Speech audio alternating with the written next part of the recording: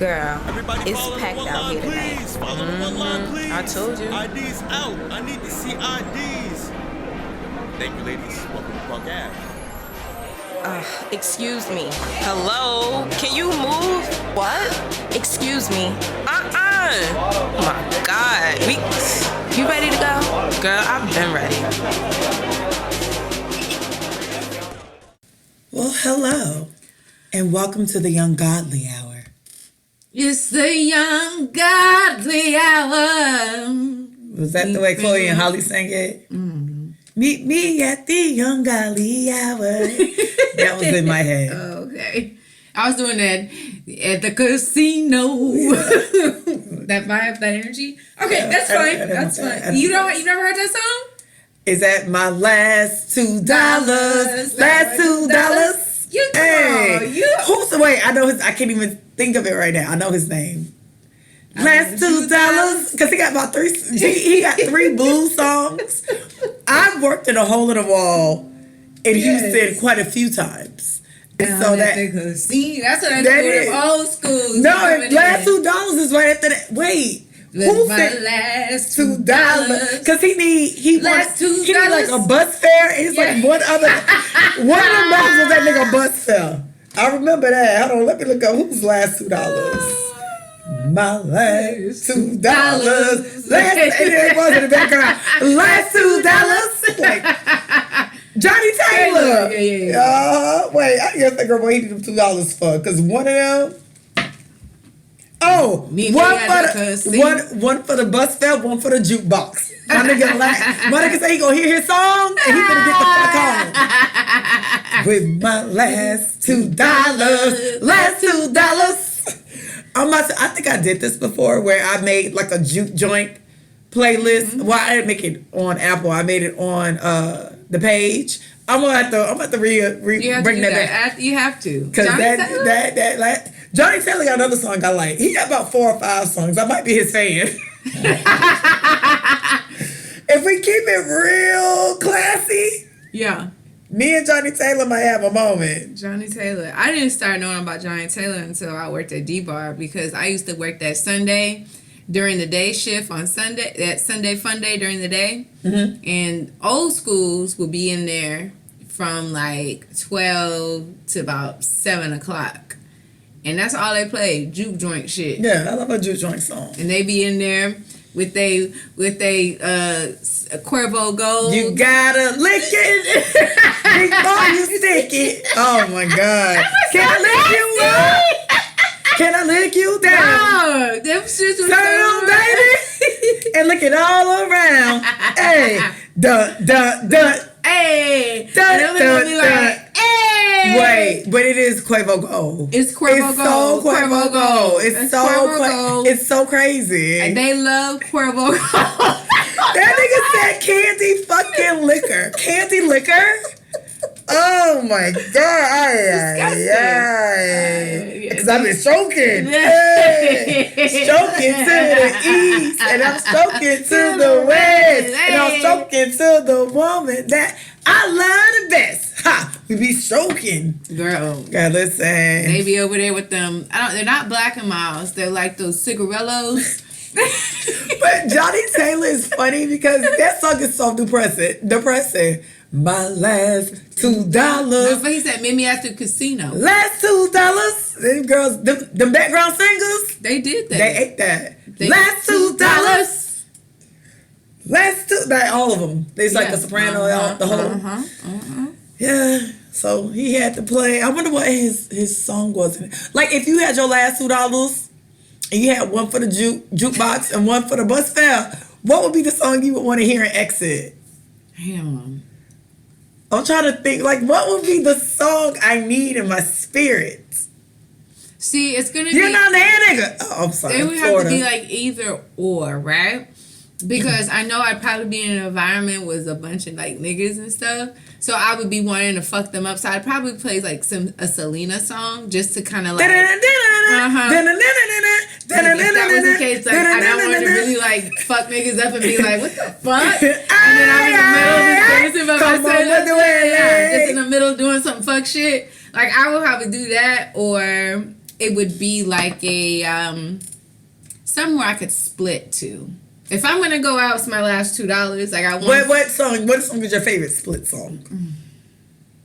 I mean, really, if it depends on what I drink, every song. I mean, damn. Top 10 where you gonna bust anywhere. You know what? It's your last $2, sis. It would be it's Usher. one for the Juke joint. It would be Usher, baby. Wait. Let me love you down. You do a split to that?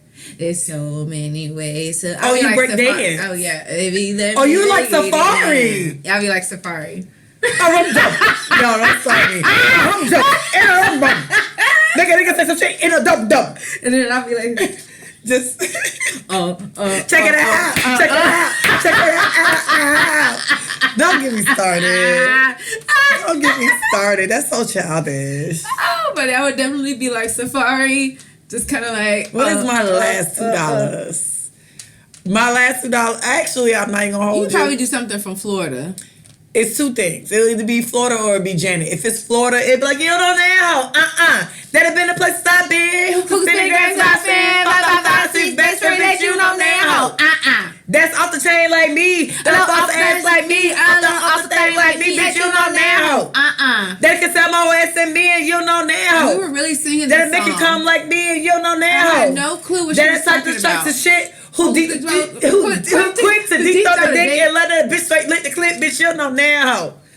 That'll probably be me. Mm-hmm. Or it'll be a Janet Jackson song, Feeling on My Mood. I feel like you would do Rhythm Nation. No, I don't do Rhythm Nation. Not Rhythm Nation. I get so lonely a lot. I do Nasty. For some strange reason, I really adore Nasty. It's so the way she hate that shit. It's the way she be like, cause she hated niggas then. Oh, you nasty boy. Who's that eating that nasty food? Like, Janet, girl, what? Who's been hitting that nasty groove? My favorite Janet song is, well, let's wait a while. Before it's too late, let's wait a while. Before we go too far. She had the Last Dragon in there too. His little cute self. So yeah, it'll be I wouldn't know because I could do Kaya. Don't trust no nigga, no. You put your trust in that nigga, stupid hoe. How you think he won't fuck your best friend or your sister? Lie to you, and then screw you, and get mad when his homeboys do you. I could see you doing something in Florida. It'll be either Florida or Janet. That'll be the two options. My last $2 it's either Florida. $2. If it's Florida based music and I name like the popular songs y'all know. My dumb ass would do some shit that like nobody only knows. Florida people know. Yeah. Or Janet Jackson. Yeah. I'm easy. Yeah, no. Yeah, that'll be it. That nigga really had $2 and that's what he did. Last $2. One for the juke joint and one for the bus fare. Like nigga, what? You don't want no chips? Johnny Taylor say he didn't want to eat. Ain't no taco for $1. Nothing. Back then, no ma'am. No, back then it probably really was. It was $1. But he would rather spend it on the Juke. And the bus fare. Bus fare. If you need the bus fare. Nigga said. Because he got to get home to his wife. You already know he had a wife. The last $2. Listen. But so what's cool in this good here city? What's cool in the city? Honestly, staying warm, okay? This weather has done got me fucked up. It's Dreamgirls weather right now. It's Dreamgirl season weather. Yeah, right now. Absolutely. And, should we just call this Dreamgirl season again? Or we need to move out of my life, move it out of my life. You better move. You're stepping on my heart. I said move. You're tearing me apart. I said move. What am I gonna do? But you are so horrible. The way you look. Did you see the video? Which one? The book? Yes. So this is just a thought. I was talking to Christy and I was like, you think we should just cast? Like, book's gotta be like $3 at this point. It's been years. Should I order like 5 or 6 books and we cast a Dreamgirls and we read it like, You know. Yes. I thought like we should read it kind of like It's so Your World. Remember It's Your World from Tom Joyner? So we read it really dramatically. So who's gonna be who? I think you're gonna be Dina. I felt that in my spirit. I don't I'm know. gonna be Effie. Well, you can be Effie because I don't know if the book reads as a narration and then parts. Because Curtis was supposed to love me. Because I don't know how the book reads because I when I first opened the book I was so excited because I realized that they have the songs but they're italicized to let you know it's the song. Don't read those normally. They're italicized. Right. You read those like the songs they are. Right. So I didn't like go. I should have read it because I don't know if it's like narration action. I didn't know how it's. But, that would be dope. But I think in my spirit, I think that would be so. I funny. think Dream Girl season should literally be us reading the Dream Girls book. I love it. I'm here for it. I was like, love wait, because I thought it was tripping. I'm like, was that Dream Girls? Because I walked past it and just I don't know how my eyes connected to that. We have to figure that out. Yeah. Because I think that would be hilarious. I'm gonna go to. Well, I'm gonna be at our house this weekend. I'm gonna actually look and see how the book is actually written. Okay. Because if it's written with a narration, then we can cast. I'm here for it. I'm so excited. I saw because I was like, Adrian probably gonna be Dina. I was like, you probably should be. I was like, would you do it? You should be Laurel. Like, it's just like what? Oh, like, Brandy could be Jimmy. I said that. Why I said that? I really said Brandy should be Jimmy. No, I dead ass said that. She's gonna be pissed. Shout out to Brandy. Hey, Brandy. So, and Brandy, listen. Hey, Brandy actually listens. I know. Brandy. So we're casting for Dream Girl. Yes. And we think if you want to have us, I think you should be Jimmy. Because I told Christy that I'm like, I kind of want Brandy to be Jimmy. Just a little bit. Yeah, I kind of want it. I can see because she gonna fuck it up when she said Jimmy won't a piece of your chocolate cake. Yeah, chocolate cake. That's Brandy. It has Brandy written all over it. No, dead ass. Brandy, please call me when you hear this. Please. She always calls when she listens. So call me when you hear this. Please. We want to cast you for our production of Dream Girls. The table read. And we'll offer food and drinks. You know we will. And we'll be here. It'll be a good time. It'll be so fun. It's going to be a good time. Oh my gosh, that would be hilarious. If you have us. Please, Brandy. Okay. But anyways, but that's it. I ain't been doing shit, honestly. Not us casting. Not us being like Oprah. Not us casting. We're casting The Color Purple right now. We're casting for the Dream Girls. We're casting right now. So go ahead. But yeah, I literally just been trying to stay warm. You look warm. I'm not a winter person. I'm not a winter person either. I'm from Florida. And then, this jacket is very thin. Even though I like the aesthetic of it, I feel like I'm like an arts and crafts teacher. Okay. I've been wearing that big ass. I wear a teddy coat now, but I want my teddy coat. I would love like a big. I got this ghetto, but my mama said it looked like a drug dealer's wife in the 70s, so I haven't worn it yet. It's in my closet. Yeah, all my coats, all my winter wear is still in Corpus and I don't know why, but it is what it is. I'm still like a gypsy, but this is the only coat that I really had, but it's like paper thin. So it looks paper thin. I have to double up on long sleeves and that kind of stuff. And then but that's it. I mean, I'm just trying. They said trying to stay alive. I saw a tweet that said that the girl, her bonnet stayed on all night, so we're still having 6 months left of winter since the little, what is it? A beaver, a badger, what is it? A groundhog. A groundhog. Stay. A groundhog. Hey, you know what? I don't know. So I wonder who decided that the groundhog was going to determine if it's white people. Them crackers. The crackers. The cracker bear. Oh my God. Okay. Well, that's all I got. That's all I got right now. Okay, so we're gonna do something new. We're gonna go to a commercial break. Hello. Hey, somebody got something to advertise in this bitch. They're never gonna advertise again.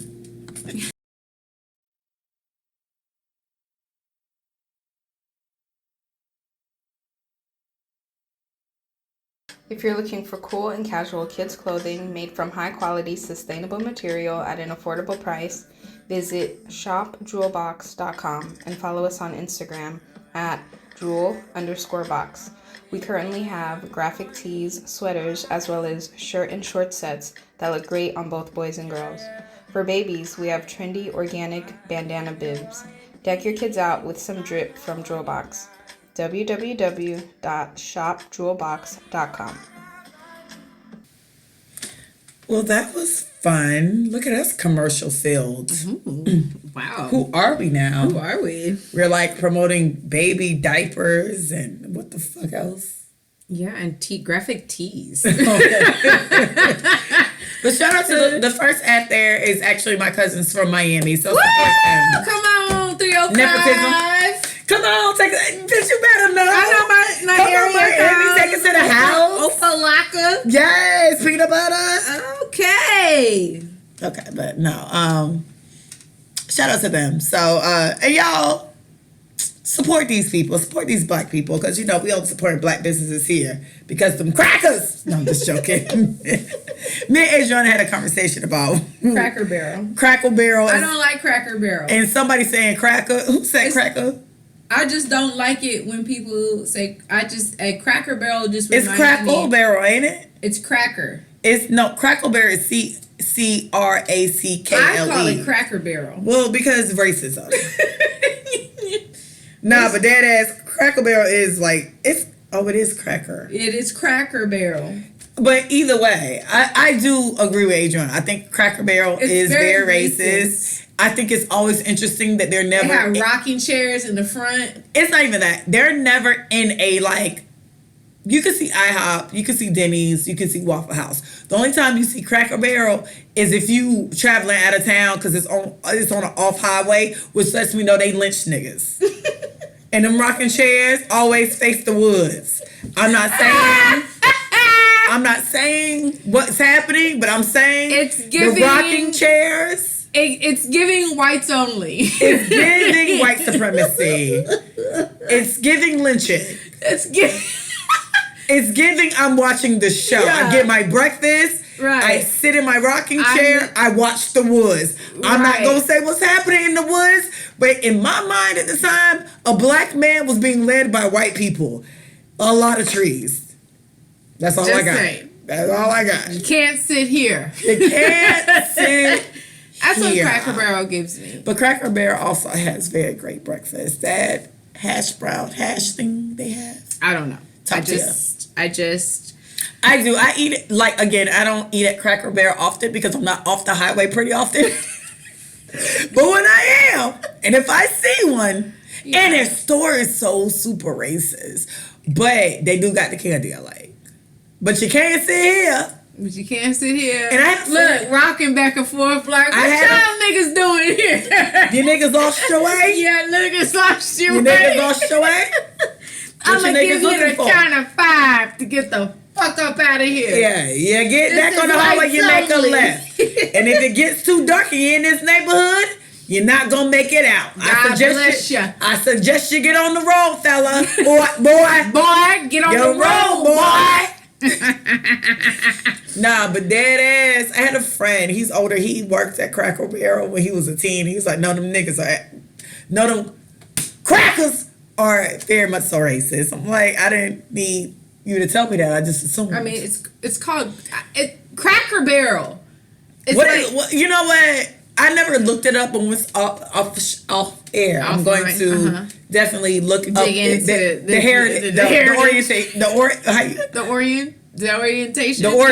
origin of it. Okay, and it's probably like Mississippi, North Carolina. Oh, they South definitely Carolina. South. Now, if they fuck around to be in New York, I'm gonna be mad. South Brooklyn. Yeah, let me be like the Bronx, huh? The Bronx. Don't you hate when shit? I hate when shit like that happen. When I be like, nah, hell no, because that shit. Atlanta. That shit had to be the South. They was like, so New Jersey, huh? It's a bunch of Italians that started. Right. The Italians also own Arby's. That's not okay, but you know why it's still in business though, right? Because they sell drugs, money laundering, because they sell Drugs. They clean their money. Yeah. But how you clean your money if it's how you wash your money if it's only one person in your drive-through line? You know what? IRS, CIA, FBI. Don't listen. We don't speak no evil. We don't hear no evil. We don't see no evil. Let the mafia people do that. I seen a commercial about their new sandwich that you dip in. Listen, I just want to say I seen a new commercial today. That I'll leave it at that. God bless. You know what? Somebody's doing something. And honestly, I seen it twice. Hey, you know what? Somebody's doing something. Cause you know what? I thought about you the other day. Because when I was seen the commercial too? No, I was coming down Main, and you know there's the Arby's right there. The Taco Bell, the Arby's, and the Golden Corral. Did you roll down your window and test them out? Myself, ain't nobody in that goddamn parking lot, and it's like sign bright Arby's, and you know you see the employee cars, but you don't see nobody else. It was like two employee cars. Because one got to carry the gun, one got to count the money. I'm not saying that's what's happening. That's what it looks like. That's what it looks like. Right. And it might be 3 because usually they get their younger sister to work the cash register. I'm not sure how the operation works. It's definitely... From my investigation. It's definitely something that needs to be checked out. But you know, my cousin said when I come, and I told him I will wait. Because, you know, I haven't eaten Arby's since I've been in middle school. I had like curly fries. I don't even think I've ever eaten Arby's. I had it in middle school. I was in Tallahassee, Florida. It was curly fries. I specifically remember it. No, I was in high school because our football team went to state championship and we stopped at Arby's. Yeah. And I only got fries because their food just didn't look good to me. Like trust the meats or eat the meats, whatever the fuck their slogan is. I don't think I've ever eaten Arby's before. So my cousin was like, yo, Arby's is kind of good. So his thing is he wants to video me going to Arby's. But I'm like, I'm going to get shot. I've been very vocal about how this is the mafia. Right. I don't think the mafia gonna let me walk in there and just order a sandwich because they're watching you. They're watching me. Yeah. Talk about them. Right. And then you're now like I come CIA, to their FBI, face. And then exactly. Girl, so, you're gonna get your head blown off. Exactly. So I'll be like, hey, can I get in a booth? Right. And like, I can't even get my. And then you're like, can I get in the fishes? Yeah. And then I'm like, fuck. You'd be like, damn, I can't do this podcast. I gotta find somebody else. I can't do this fucking happy. I'm trying not to go to that goddamn Arby's. God damn it. I can't do this podcast because Ebony went to an Arby's. Oh, that'd be some fucked up ass shit. That is really fucked up. So no, I can't. I don't think I can step on that premises. I'm kind of scared. I feel like they watch me. I wouldn't want you to. You know, because be smart. I've been very diligent. You have been on Arby's neck. I'm here for the art. How do you buy Buffalo Wild Wings? I see people in Buffalo Wild Wings. I be in that home. Arby's. Nobody in Arby's. They bought fucking Sonics. I see people with their little drive-through window down. Right. Getting their little slushy skated to them. You know, and their hot dogs aren't that bad. Well, before I used Whoa. You was eating Sonic's hot dogs? Ew. I do a podcast with you? Do I know you? Do I know you as a person? That was my old life. But I did. How old is this life? This was when I used to. Because you know it's a Sonics right there on West Side, and I'd be like, look at these niggas at Sonics. No, D-Bar days. So, like 2 years ago. I haven't been at D-Bar since 2017. COVID be throwing me off, so I got to skip that year. So 5 years. It's been that long. Mm-hmm. Wow, it has. It's been 5 years. Yeah, 2017. Oh, but you still have bartended outside of that, correct? Just here and there. Nothing like... Consistently. Okay. But, as far as, that's my job. That's That's how I pay my rent. That's how I pay my rent. No. But, yeah, I remember I used to go there. I mean, sometimes I was very hungry. And, maybe How did you get your hot dog? What type of hot dog girl are you? I am a chili cheese. Ew, this is getting worse. With onions. This went from worse to worse, sir. But I like a small Sprite. See, I wouldn't get the big hot dog. I would get the small one, right? Chili cheese with extra onions on top. Extra onions on top. Can you grill them? No, y'all not feeling grilling them today because y'all want to be lazy. Cool. See, normally I would go to Wiener Schnitzel, but because the way Houston is set up, Houston doesn't have a Wiener Schnitzel. Now, you know who has a hot dog place here?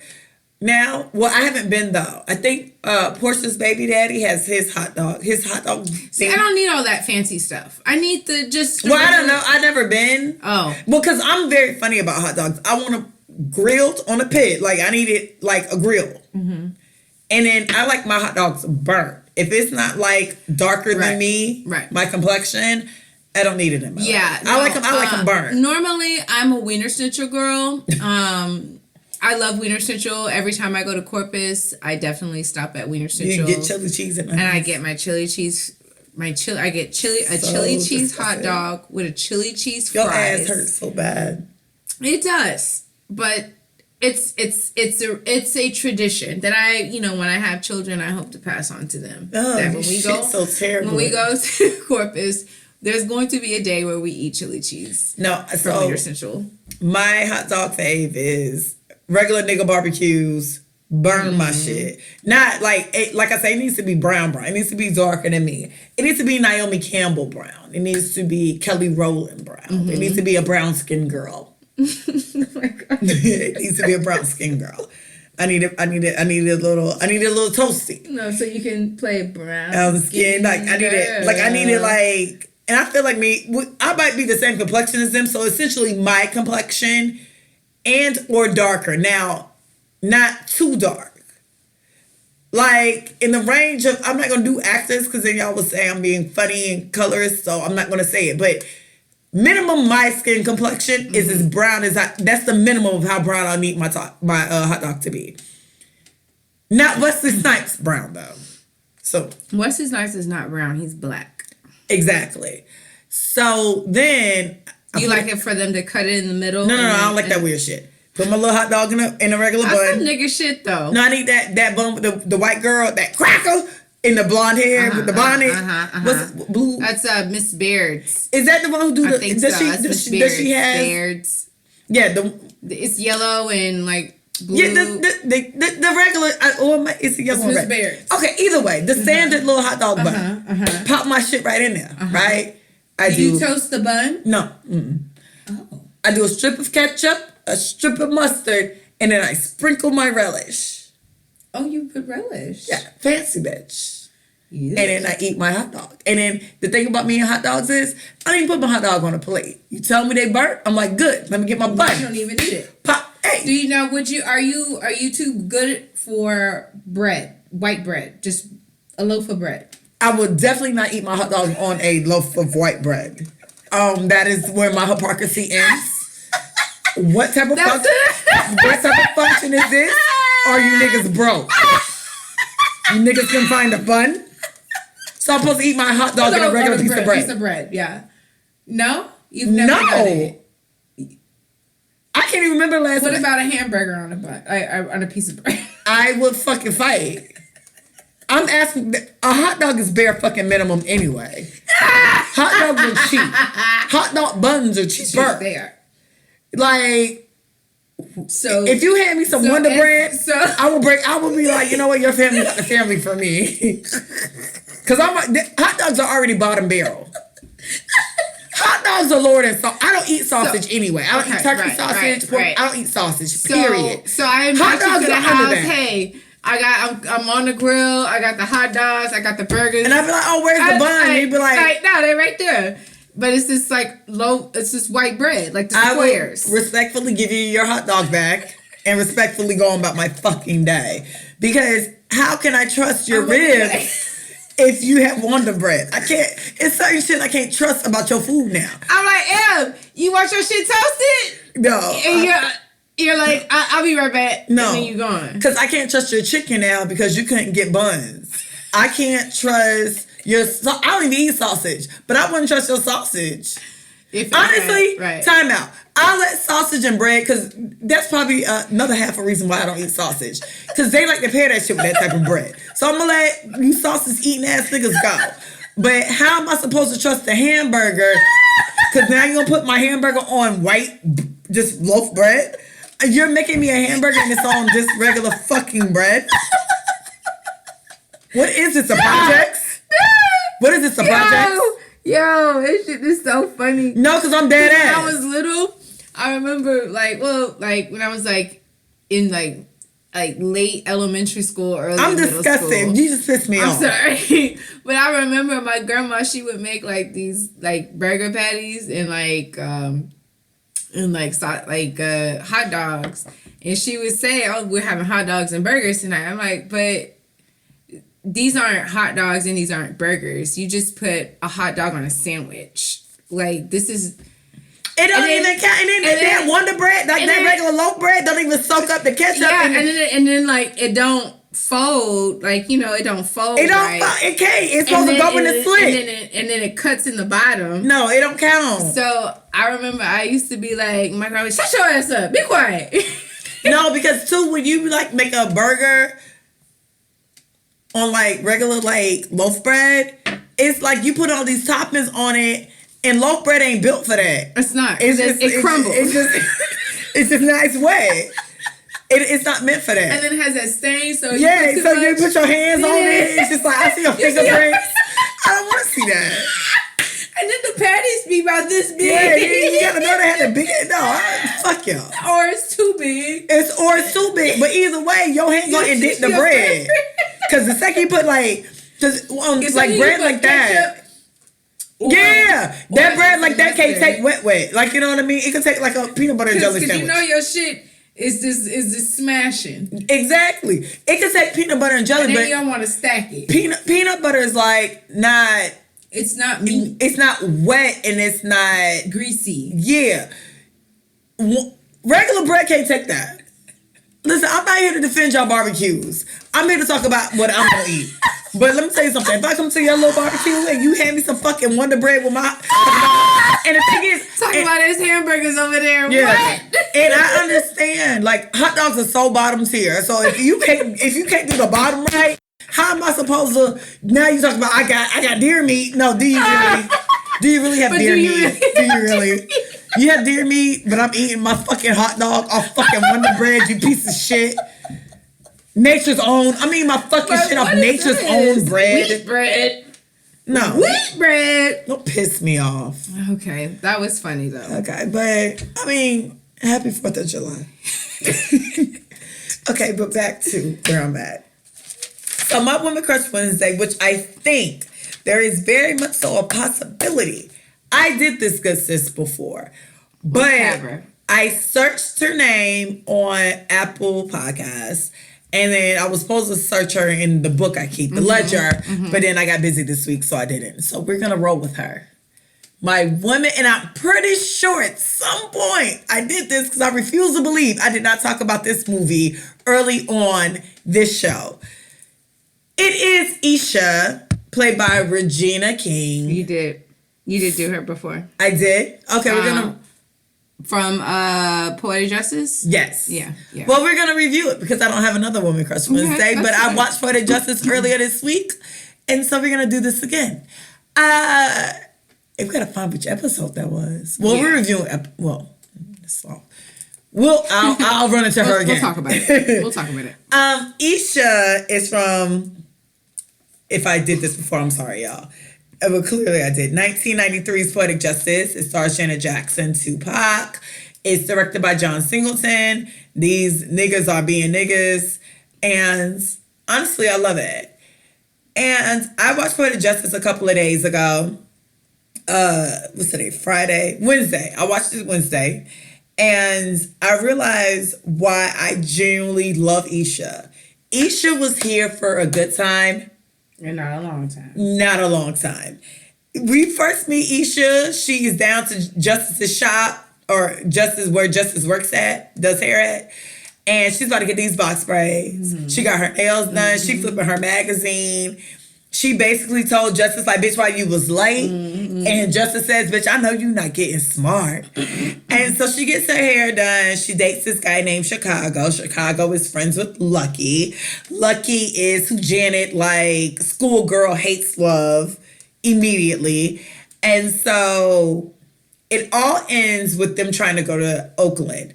Janet has a hair show. Lucky in Chicago has to go because they work for the USPS, right? USPS.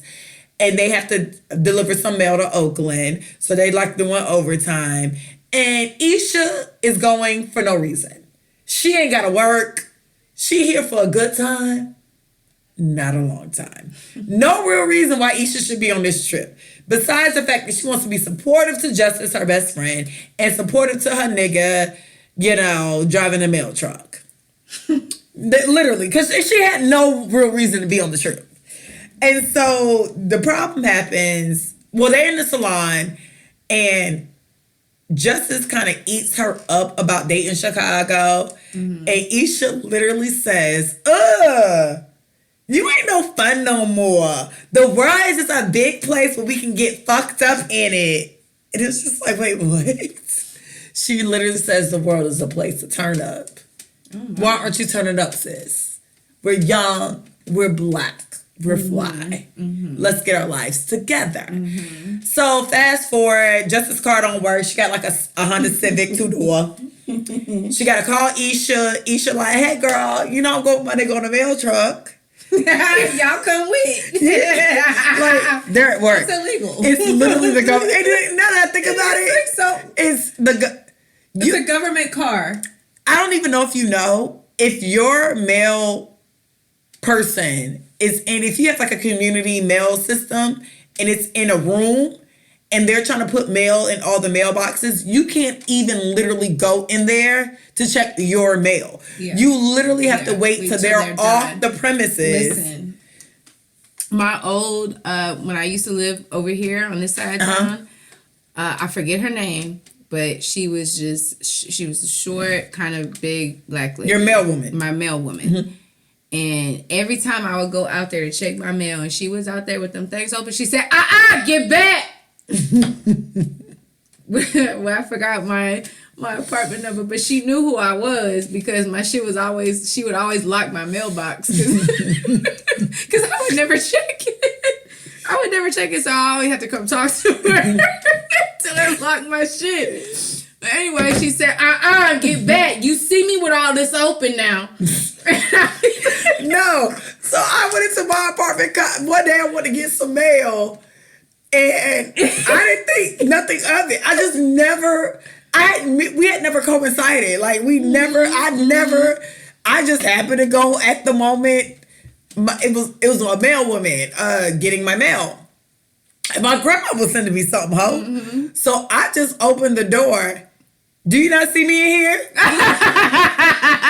I was like, yeah. But I continued, because I didn't know it was illegal. And she was like, you can't be in here when we do this. I'm like, oh, my bad, sis. And so I was like, well, how long is it? I'm about to go. So how long do you? Should I wait outside or should I circle around? Bitch was like, when I get out of here. Else is like, okay. Cool. Listen, my mail lady, we probably have the same mail lady. I want to say, because that sounds like her. It sounds like her. Because she said, no, when I'm done. And so, no, dead ass. And I really didn't know. We probably have the same mail lady. I went back the next week because my package had came and there was a note in the window that said, don't come in. I'm telling you, see, mine was outside. Week later. See, mine was outside. Yeah, we have like an office, and then a week later, a week later, it was like it was a note that said, no, mine was outside, and she said, it was that, because she saw me walking up, and I was about to reach, because I knew where my mailbox was, and I said, oh, it's open. She said, what's your? Oh, that's you. Oh, that's you. I said, man, I've been missing some mail. I feel like I ain't been getting my mail. She said, that's because you don't check your mailbox. I had them send your shit back. I said, damn. I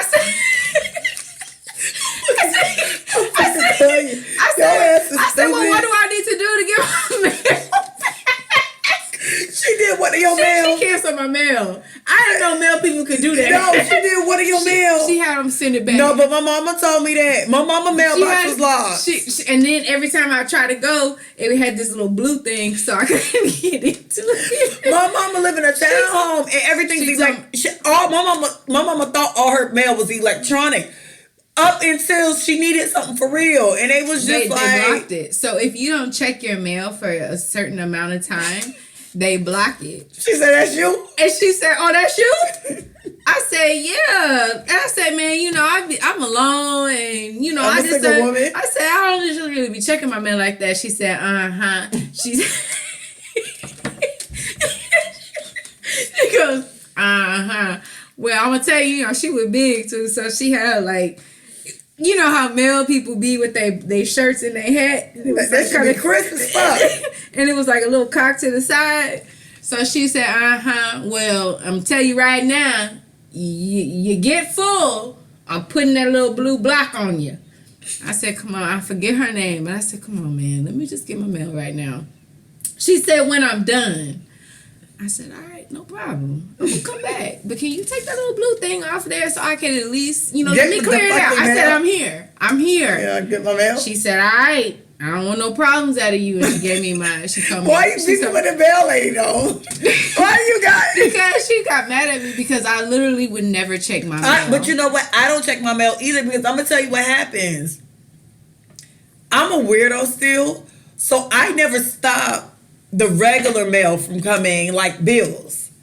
I know it's weird because I check online. Right. And then two, I only check my mail when I know something's coming. Right. So if they deliver this shit to my door, I'm not going to my mailbox because I got what I needed. Right. So I try to make a point at least like every 2 to 3 weeks to go by. I would never check. I know it was, and I'm surprised they didn't do that to me. But one time I opened my mailbox up. Oh, she blocked the fuck out of me. And I'm telling you, and they be trying so hard. They be rolling your packages in that hole. That's what she told me. She said, I got tired of rolling them damn newspapers. They be trying to, because I had the smallest mailbox. And I had so much shit in there. Once I popped that shit open one time, I was like, how can I even fit all this in here? Girl, I would see the I know she got frustrated because I would see letters just be like balled up. That bitch is throwing your shit in your mail like that's up this stupid hoe. No. So now back to that. Yes, exactly. So in Poetic Justice, Iesha in Chicago was fucking on the mail. It's just like that's so illegal. Y'all got two people who do not work for the mail for USPS in the bar. The United States Post Office. And then on top y'all right in the back. No. Fucking not even that. Y'all stopping every time y'all get a chance. They stopped at a fair. Hopping out. They stopped at a family reunion at one day family. Hopping up the back. Lifting up the back of the truck. The whole back of the truck is up. And then Iesha swinging on the side of the thing. And then Iesha, they open it up. Iesha, that good. Now I can get my drink on. Yes, Iesha. This is what, low-key, I watched Poetic Justice and it's like, Iesha was the only one. If Hunt Chicago didn't fight, my bitch had a good time on that hoe. She was the only one turned the fuck up from the second they left. And I can't even imagine he ain't had no seatbelts back there. See, just out there bumping. Just hold on to drink it to the middle. Just holding on to dear life. You didn't give me they ain't got no OE. They ain't had no OE. You know we in these white people. You know we with these crackers. This shit had me dead, yo. Iesha was there for such a good time. And then one of the things I enjoyed, which I always knew happens. One thing I really tuned in this time when I watched it was when they were all on the beach and everybody's talking to themselves. They do like a little scene where everybody's thinking to themselves on the beach. Iesha was like, I hope my mama picked my clothes up from the cleaners. Ooh, I need to call Terry with his fine ass and tell him to take me shopping.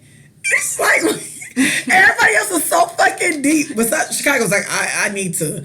Because Chicago trying to hype himself up. Yeah. I need to break up with her. I'm a good man. I got a job. I'm fly. And then he's over here on some other shit. And Lucky looking at Justice like she kind of cute. Nah, she probably got like a boyfriend or something. I wonder what Khalil doing, which is his cousin. And then Justice deep in thought, because that whole stayed deep in thought the whole movie. But then Iesha really was just like, I wonder if my mama had picked up my clothes from the cleaner. A mess.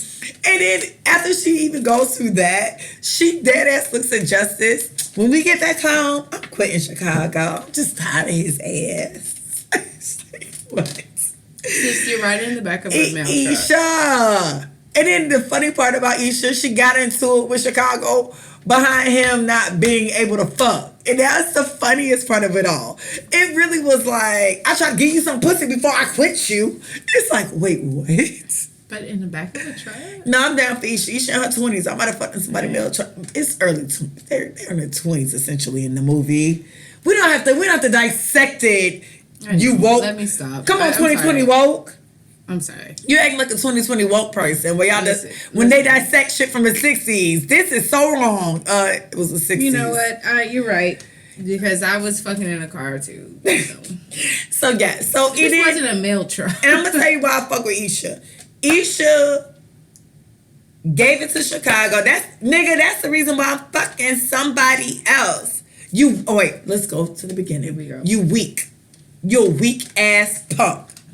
You think you the shit just cause you work out? You ain't buff. I wish I would have never met your sorry ass. You a sorry motherfucker. And then I forgot what she said, but either way, it ends with basically her fucking somebody else. And then, oh, nigga, that's not the reason why I'm fucking somebody else. And then he brushed his hair. Oh, brush that weak ass fade. Nigga's dick can't stay hard 5 minutes. What the fuck you do? Take steroids? What a monologue. That is a monologue. That's the reason why I'm fucking somebody else. That's and then, something that we did. I think maybe we did. We definitely did this Yeah, before. yeah. But top tier. Top tier tier. scene. Absolutely. One of Regina's best. And so then he swing on her, they fight, and then he swing on her, they fight, and then Justice be like, you ain't gonna stop them, and he was like, hell no, that's their business. And then Justice jumping in people's shit that ain't got nothing to do with her, take her ass out there and kick him in the nuts, and then Lucky jump in, and then they fight, and then I thought Chicago was gonna win, but then Lucky had pulled out and won. And then he threw his brush off the cliff, which is still funny to me because it's like, why? Because that nigga really grabbed that nigga brush to throw it off the cliff. It's like you didn't have to do that, Lucky. Maybe he loved it. He knew. I think he loved it. Yeah. Brush that weak ass fade. Yeah. He loved that brush. Right. And so then Lucky was driving, and then all of a sudden we just see a duffel bag drop on the highway. I'm gonna assume that was Chicago's duffel bag. That movie is so stupid. I love it so much. And so the reason why I really fuck with Iesha is because Iesha was beat up. Jaden tried to like ease her pain from being beat up. And then the truck stopped and Isha's like, why the fuck we stopping? It's like, I don't know. Jaden get fucked down to the beach, which I think is hilarious. Get back in the car. Her hat backwards, right? And mind you, the first time I seen Poetic Justice, it came out 93, so I'm like in like 3rd grade.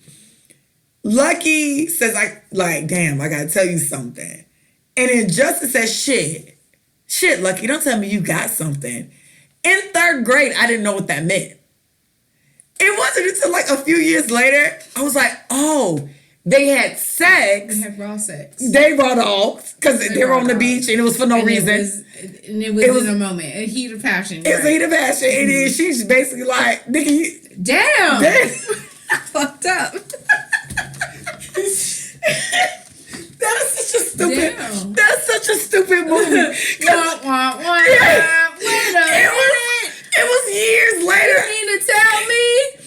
It was years later when That's that awful. shit finally fucking clicked. And I was like, wait, y'all raw dog. And now this nigga like, oh, by the way, I got syphilis.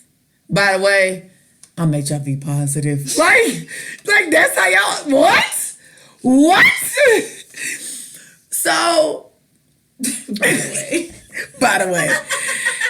Because he was like, I didn't know we was gonna do all that. No, he's like, I didn't know we was gonna.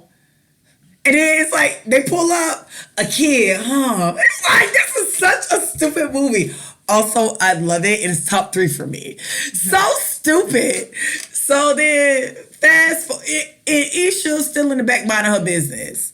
So then finally, I respect Iesha. Iesha is the friend you need, the friend you want. She a good fucking time. She's supportive. And I'm going to tell you why she's super supportive.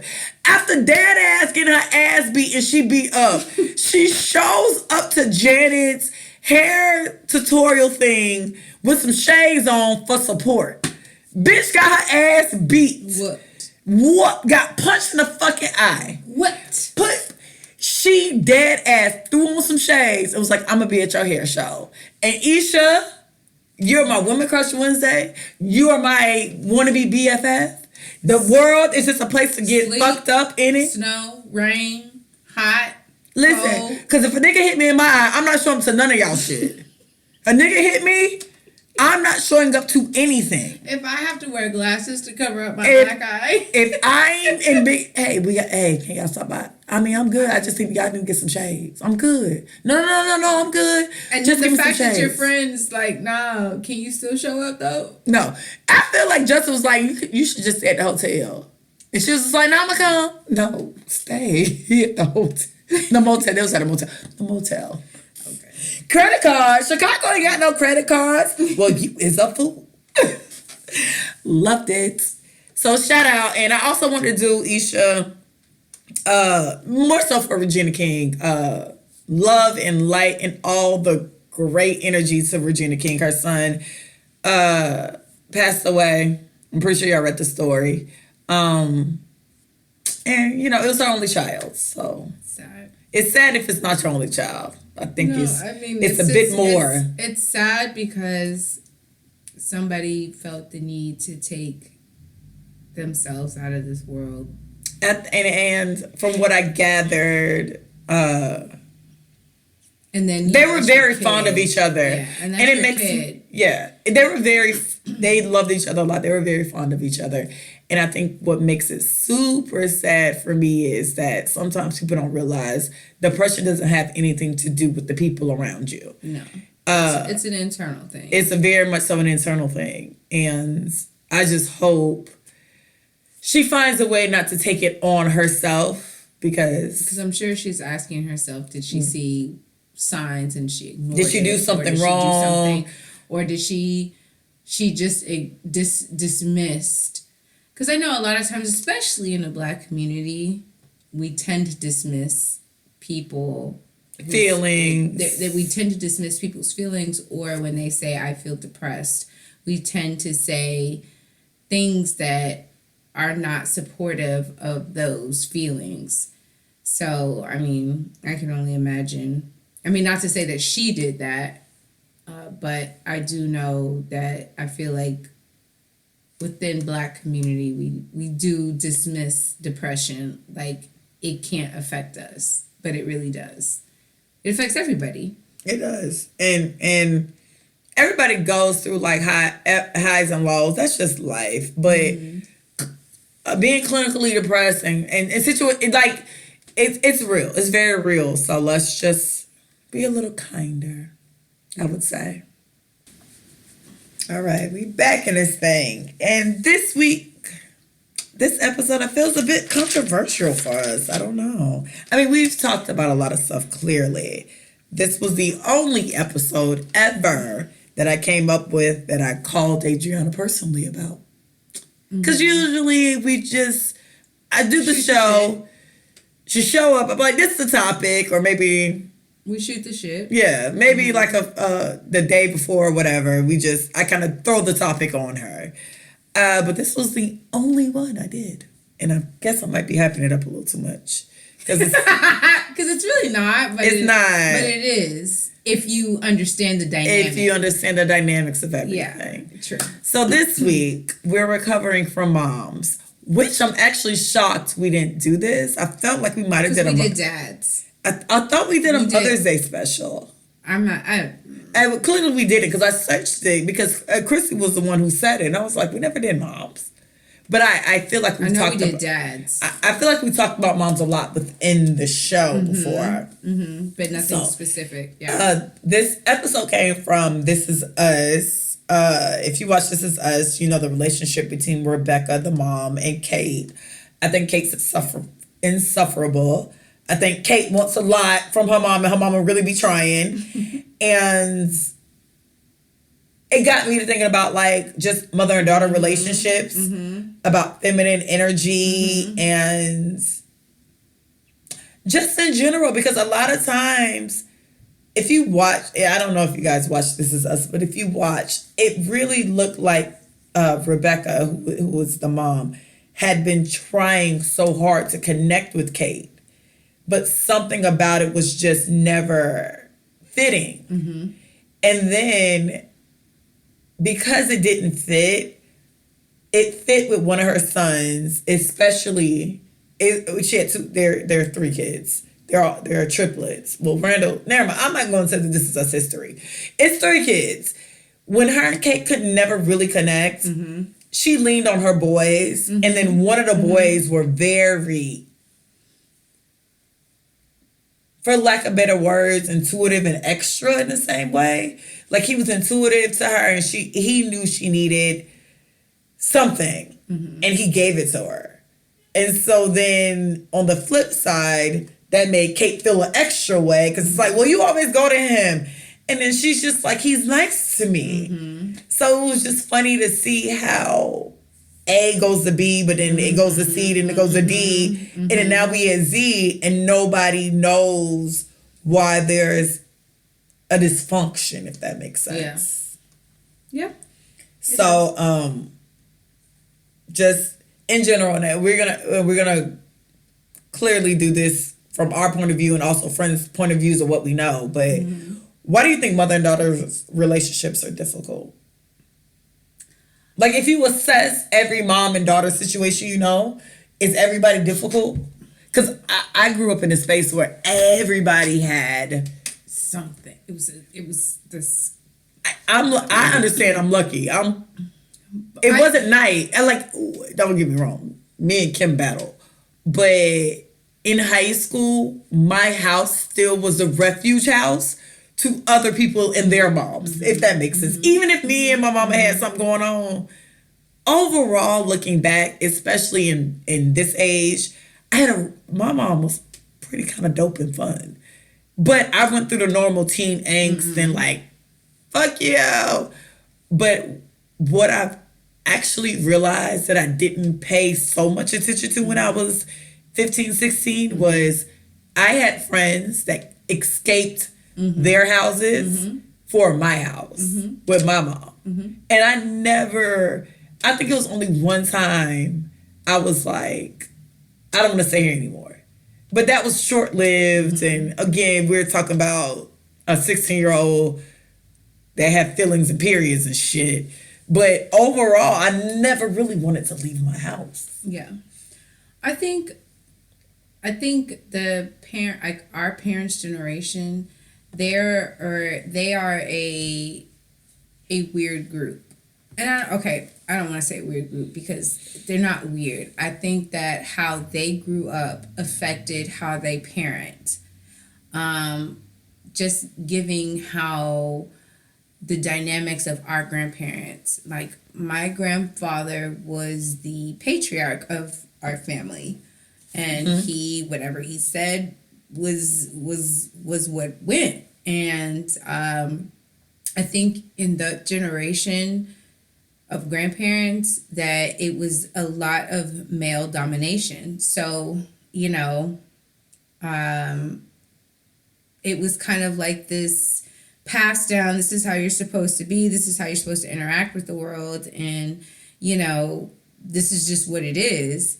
And I think and I can only speak for myself and my family, I think when I came along, I personally feel like I'm the generational curse breaker of my family. I think my brothers, my cousins, I think our group are the generational curse breakers of our family. So when we came along, I know the aspirations my mother had when she was my age, or when she was younger. My mother was absolutely stunning. She was in pageants. She was a model. Like, she had all these things going for her. And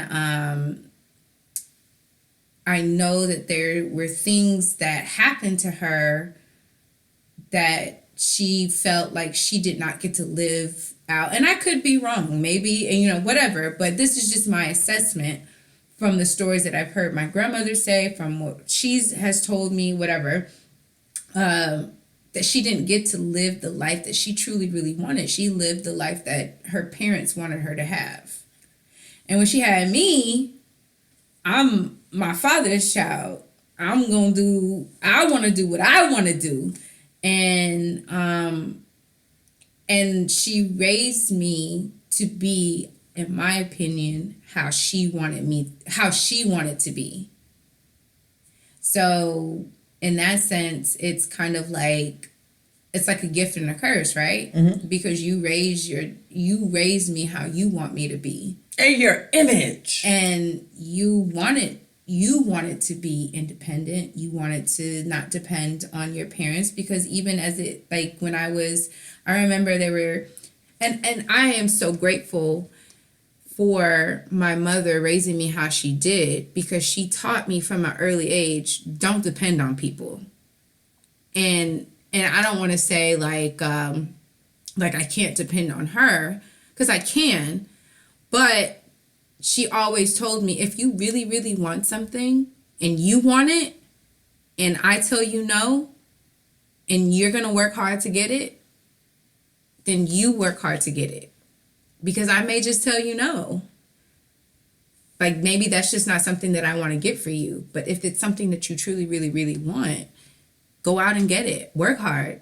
Because my mom, she was always working. She had jobs. I never not saw my mother not work.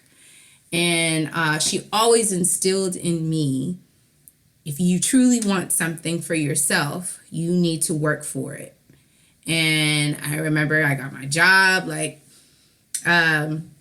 even with the situation with my dad would say he's coming to pick me up and the nigga never showed up. I remember I was crying.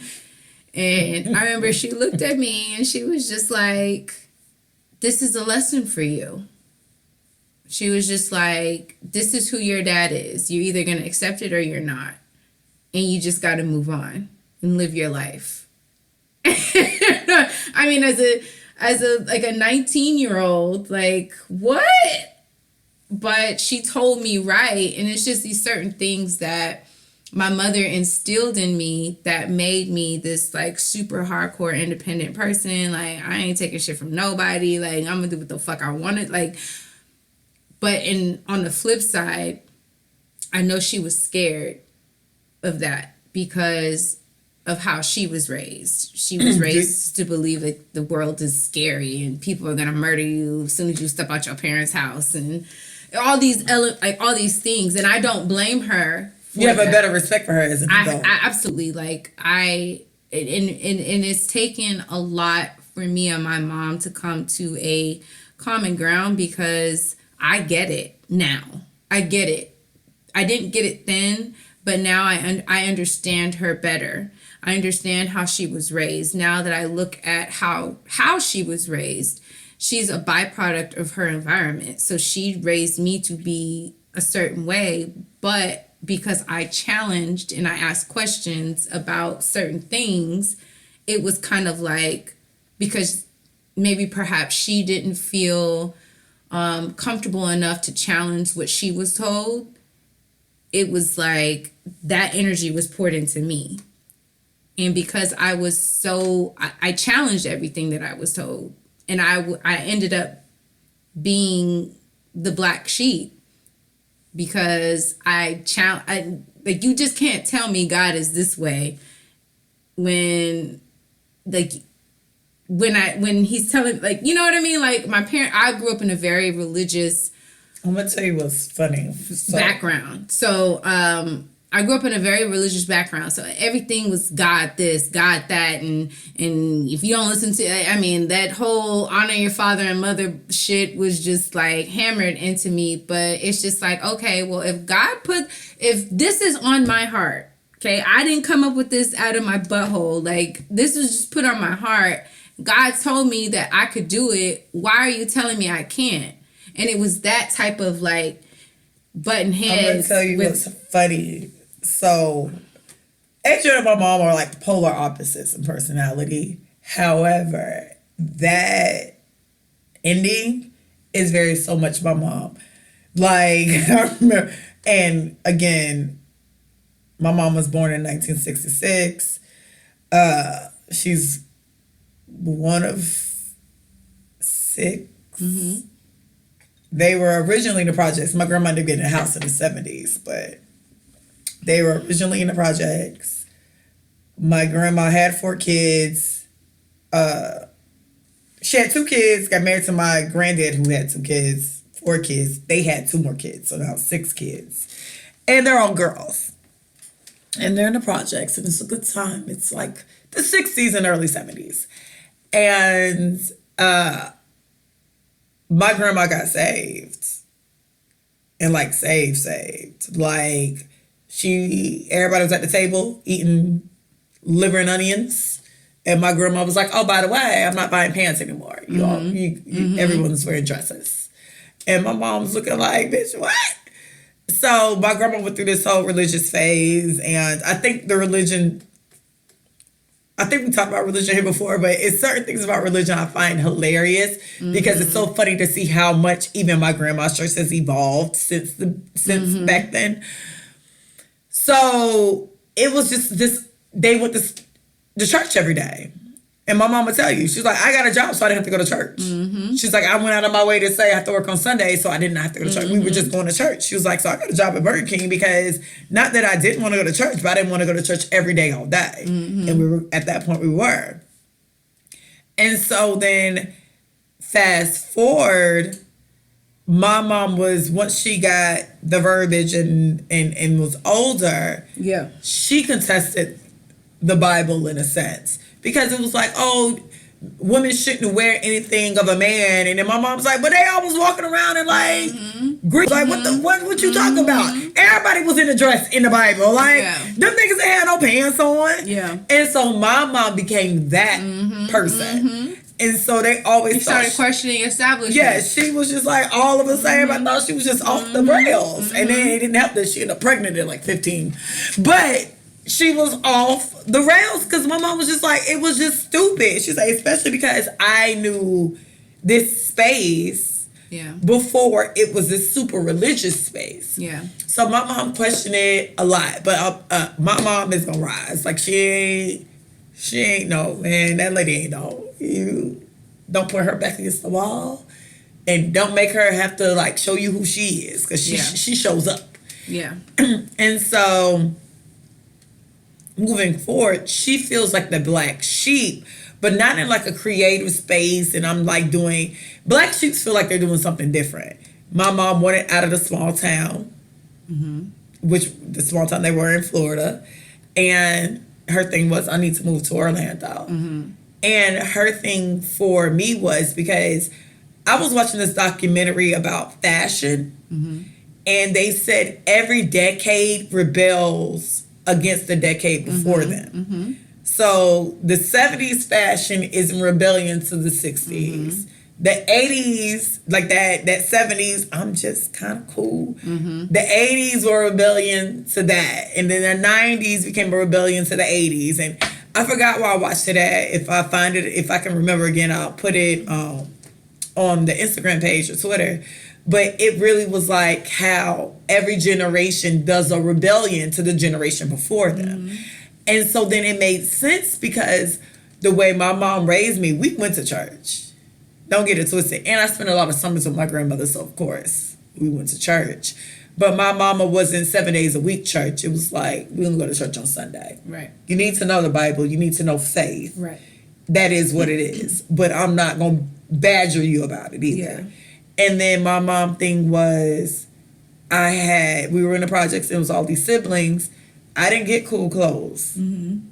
You're going to get cool clothes. So if you ever look at, I think I posted it before, like my school pictures, I'm dressed to the year, to the T, because my mom really did school shopping, winter shopping, summer shopping. Like my mama went wardrobe shopping every 3 out of the 4 seasons. But for her, it was based on what happened, her childhood. And I remember a lot of people in my family was like, you raising Ebony like she white. She a white girl. Like, what is all this? And I was like, no, like, bitch, it's the 90s. Like, at that time, it's the 90s at that point. It's like, bitch, it's the 90s, and I work. I got a good job, and my kid don't have to, like, have good times. We're not shucking and jiving at this point. It's like, bitch, ain't we lucky we got them good times? No, ma'am. We moving on up. This is the Jeffersons. And I think sometimes when you said that you have to look at the way your mom was raised, it all falls. You're lucky if you have a parent that wants to somewhat rebel against the natural system. My mom rebelled against a certain system. Still went to church. I cannot, at this very second, I'm 35 and I cuss a whole lot on this podcast. And my mom listens to this podcast sometimes. Cannot cuss in front of her face. If I like be like, what the fuck, mom? I wouldn't even dare say what the fuck in front of my mama. Like, my literal language changes. I'm Oxford Dictionary in front of my mama. I'm still me, though. But it's me saying, bitch, hoe, fuck that shit. Until you gotta piss me off. Like, my mama know I'm mad if I start cussing in front of her. Like, that's when she's like, oh, let's rein her in. And she's about to, like, blow the building down. Big fact. Yeah, like, oh, Ebony's cussing in front of me. I do try not to cuss in front of my mom. But if it's... She knows, and it's a whole nother thing. Like, she knows. Ain't no punks over here from 9 to 99. And the thing is, your motherfucking ass can get it. No, and the thing is, my biggest regret in life, I don't have any regrets. I did a court case. It's a lot of things that's happened in my space. My biggest regret is when me and my mother got into a fist fight. Like, it was post-college.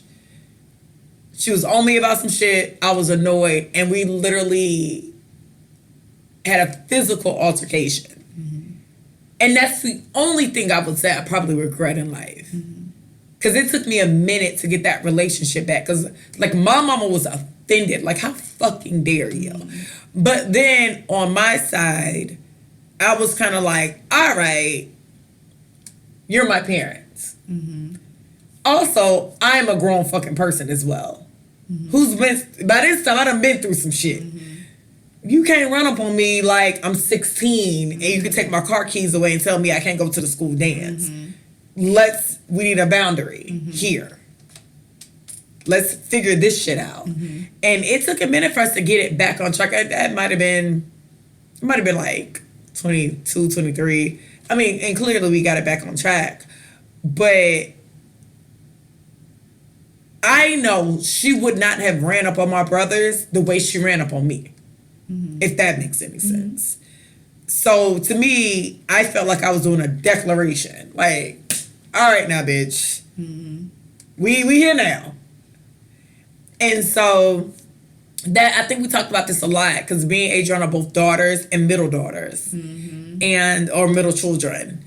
And I found it funny. I know all y'all love to hate Jada and break up entanglement every time you get a chance. But Red Table Talk is actually a really good show. Besides the little clips you see online, I watch it faithfully. Fabulous talk show. She had, I don't know if she had both of them. She had Willow on there for sure, because Willow was actually a host on it.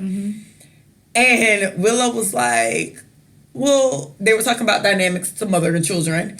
And she was like, well, no, growing up, you walked in my room, was like, get up, it's time you need to get dressed, food ready, time for school.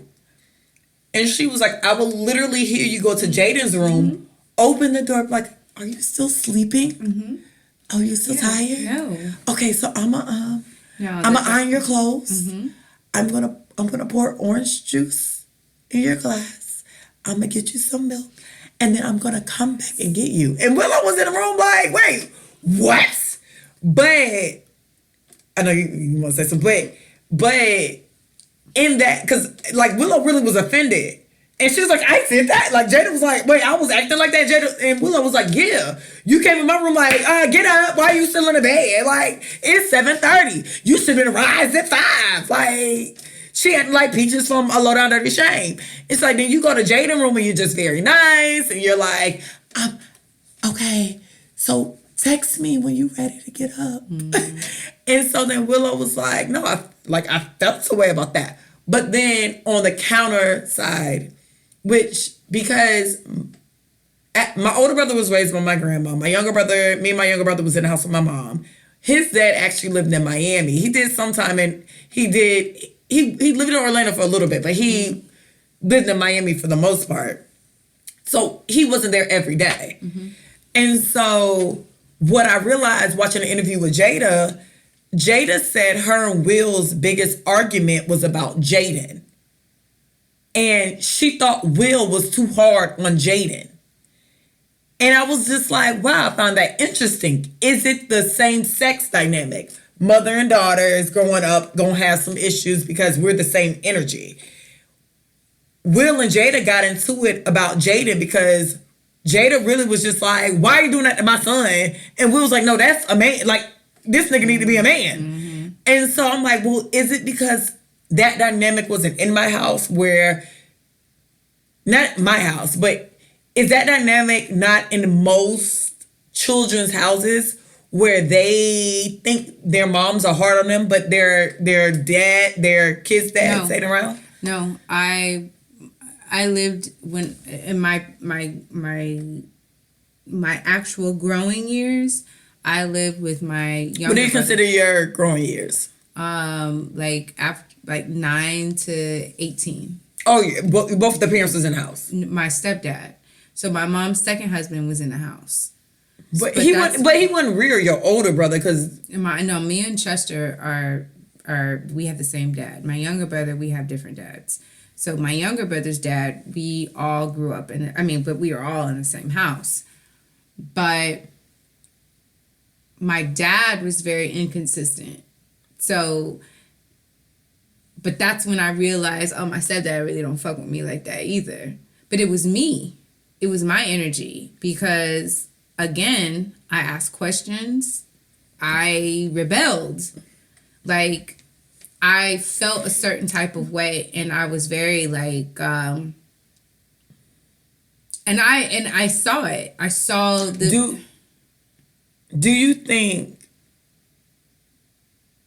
And I'm gonna take your older brother out of it because that's not his biological dad. Do you think your stepdad was hard on your younger brother? No, my younger, and not to take away anything from my younger brother, but both my brothers, they're the golden kids. My female cousins, like we were all, as we've gotten older and we've like connected or whatever, my brothers are the favorite. They're the favorite of the family. They're the golden ones. They're my little brother, he was the baby. And my older brother, he went to college. He did this. He did everything that he was told to do and was supposed to do in regards to what my family wanted. I said, fuck that. I don't want to do any of that shit. I'm going to figure it out. Whatever. But I do believe that there is a dynamic between mother and sons and mother and daughters. And my mom raised me to be work for it because I ain't getting it for you. And not to say that's bad, but I saw the difference in how I was treated. And even to this day, I have to explain certain things to my brothers, both of them, because they don't see it, because they don't get treated like how I get treated. And I'm used to it, so it's cool.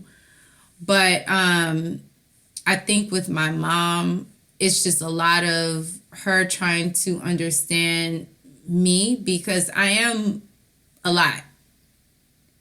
And no, I'm just not going to sit there and you're not finna tell me this is how life is when I know it's not. Like, you can't tell me something that I know is not true. And I'm not going to sit there and allow you to tell me that it's true when I know it's not. So, like, it's just, I think with our relationship, we had a lot of that, of just bumping heads and, like, I don't want to say I don't give a fuck, but all I can say is from 9 to 99, anybody can get it.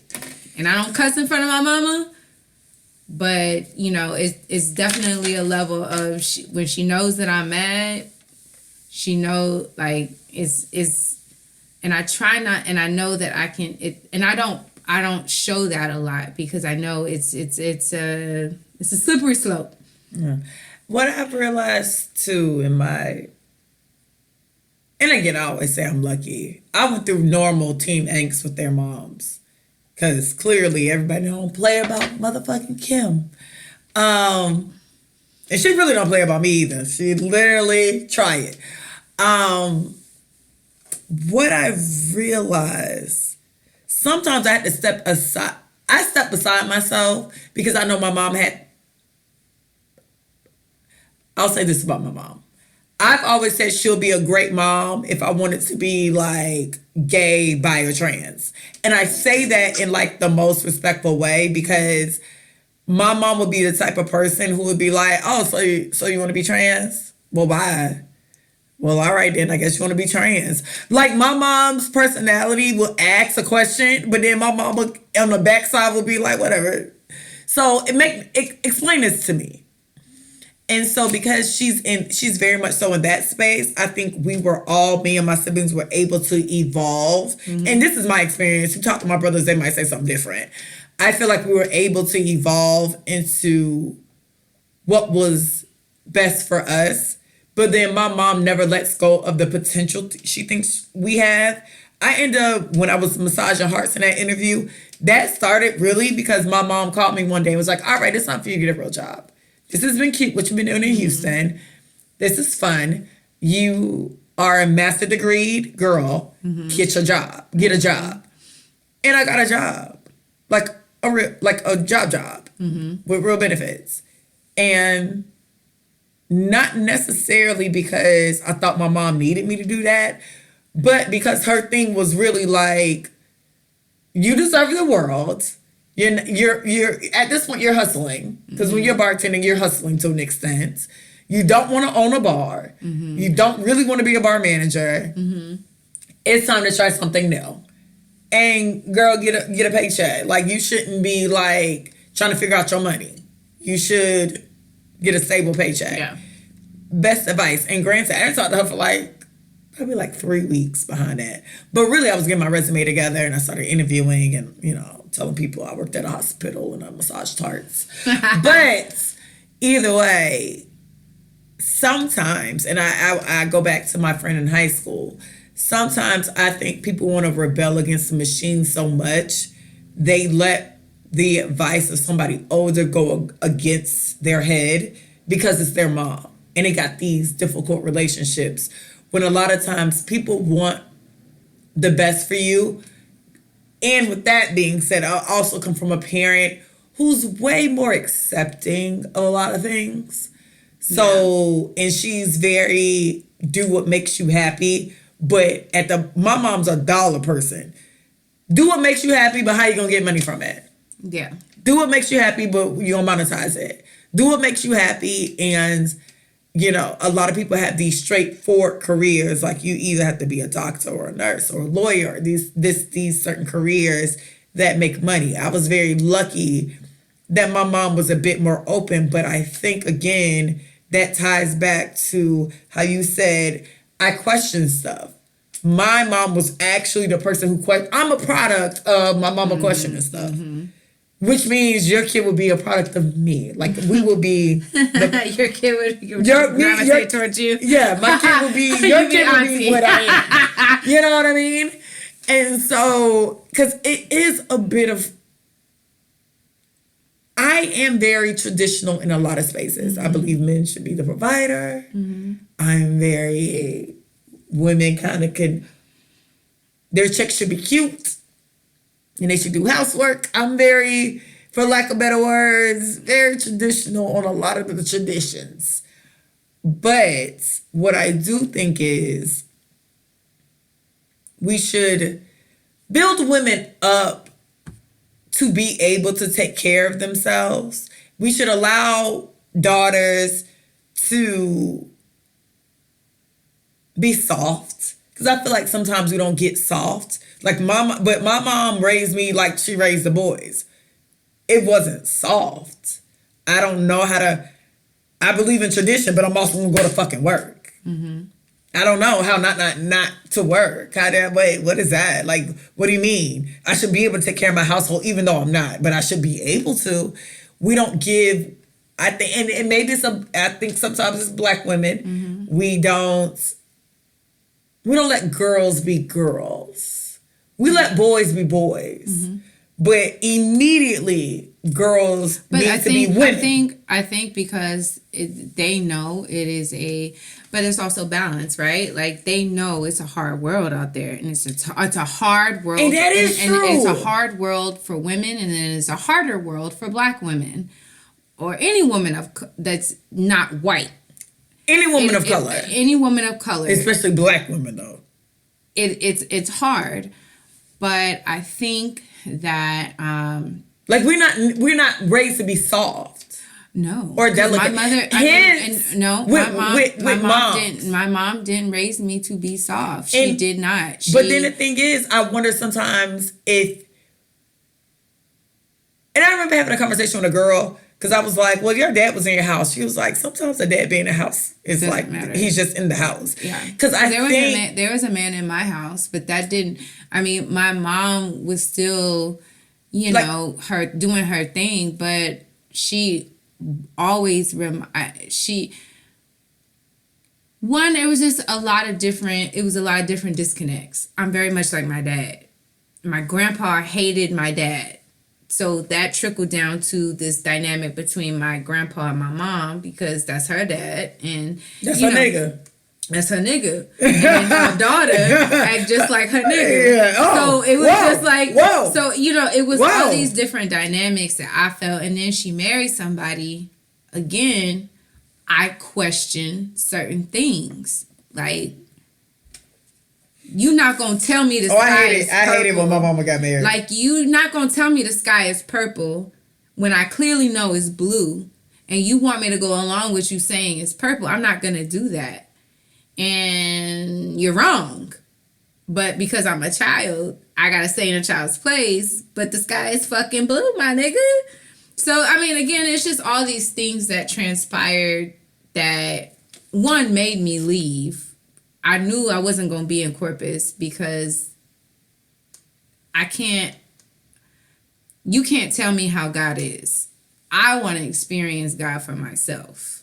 And a lot of that tried to keep me in Corpus was God this, God is this, and God's you're not going to survive because you're not honoring your mother and your father, and you're not doing this. God wouldn't put it on my heart if that was the case. God wouldn't tell me that I could actually live on my own if that was the case. Now, I don't know a lot of shit because I'm 18 and, whatever. This is my first foray living in a big-ass city. But shit, I'm going to try it. And I think that made them respect me.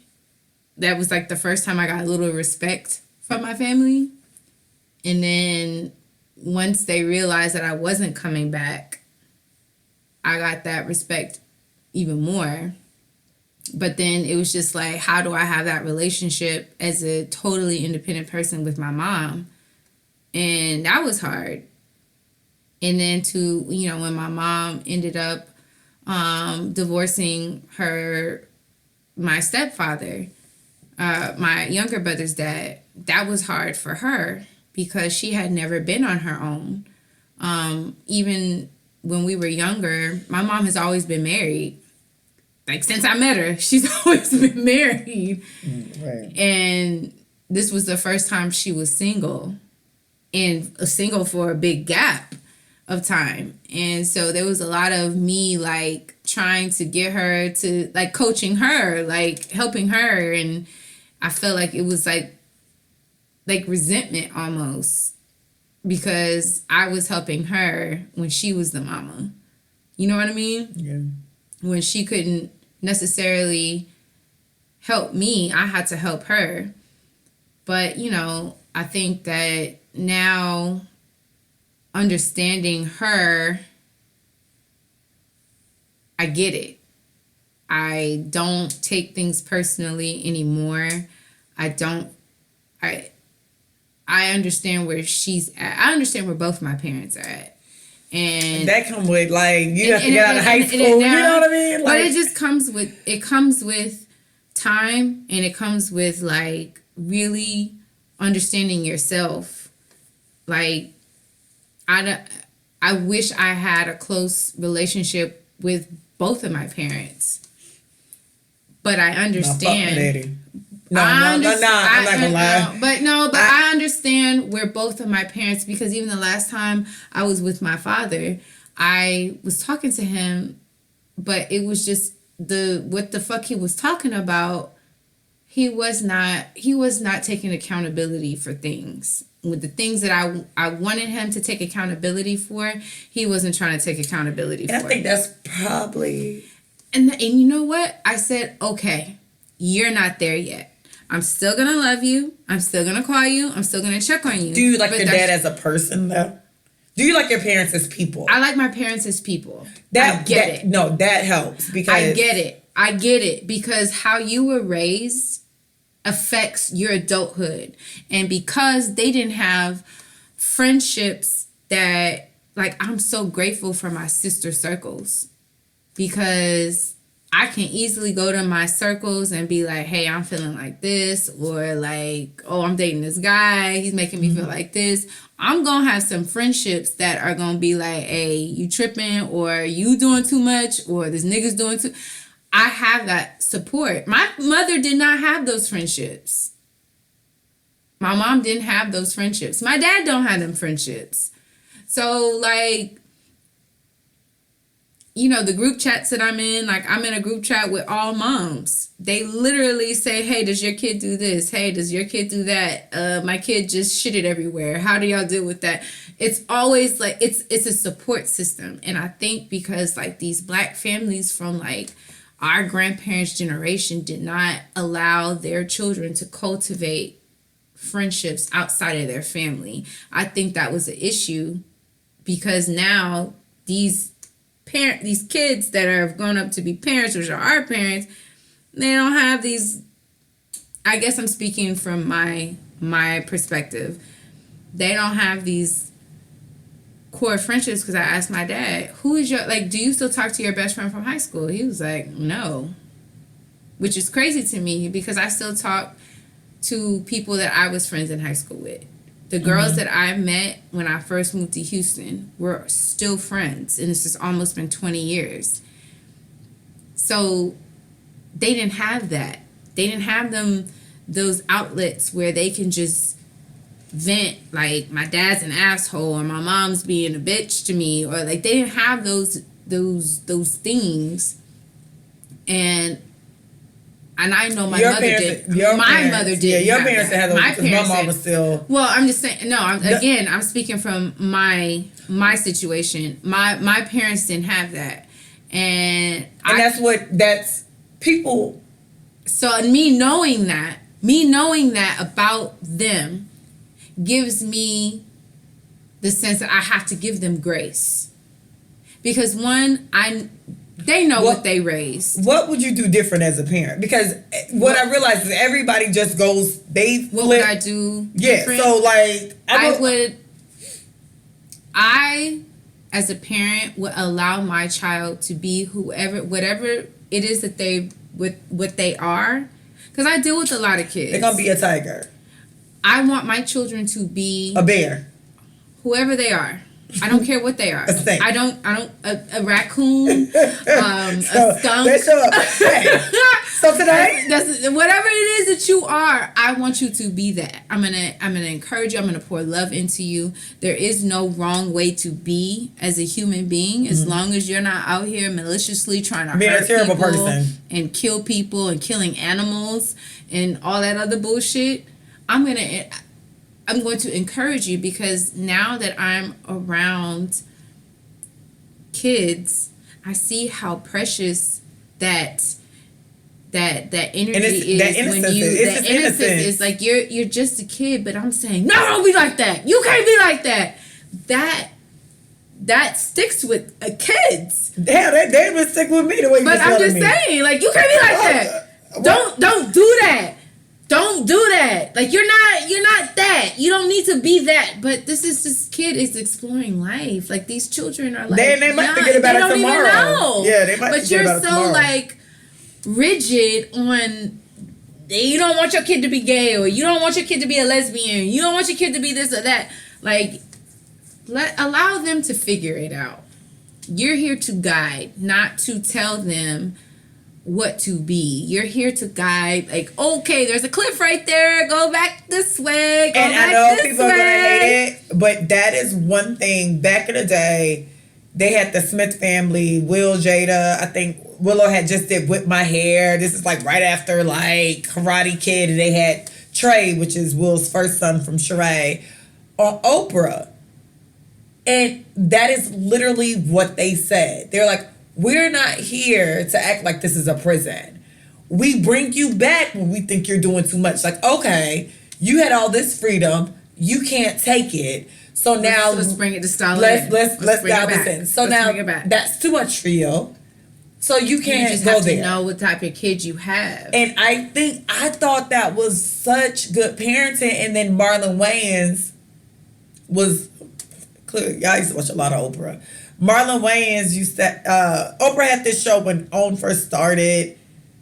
I see it in my head. I can't think of the name of the show. But basically, she'll sit down with celebrities. It wasn't the Oprah show. Mm-hmm. This is when OWN had already launched. And, Oprah Next Chapter. And she had the Wayans siblings on there. Damon couldn't come at the time, but it was Marlon, Kim, Sean, and Keenan.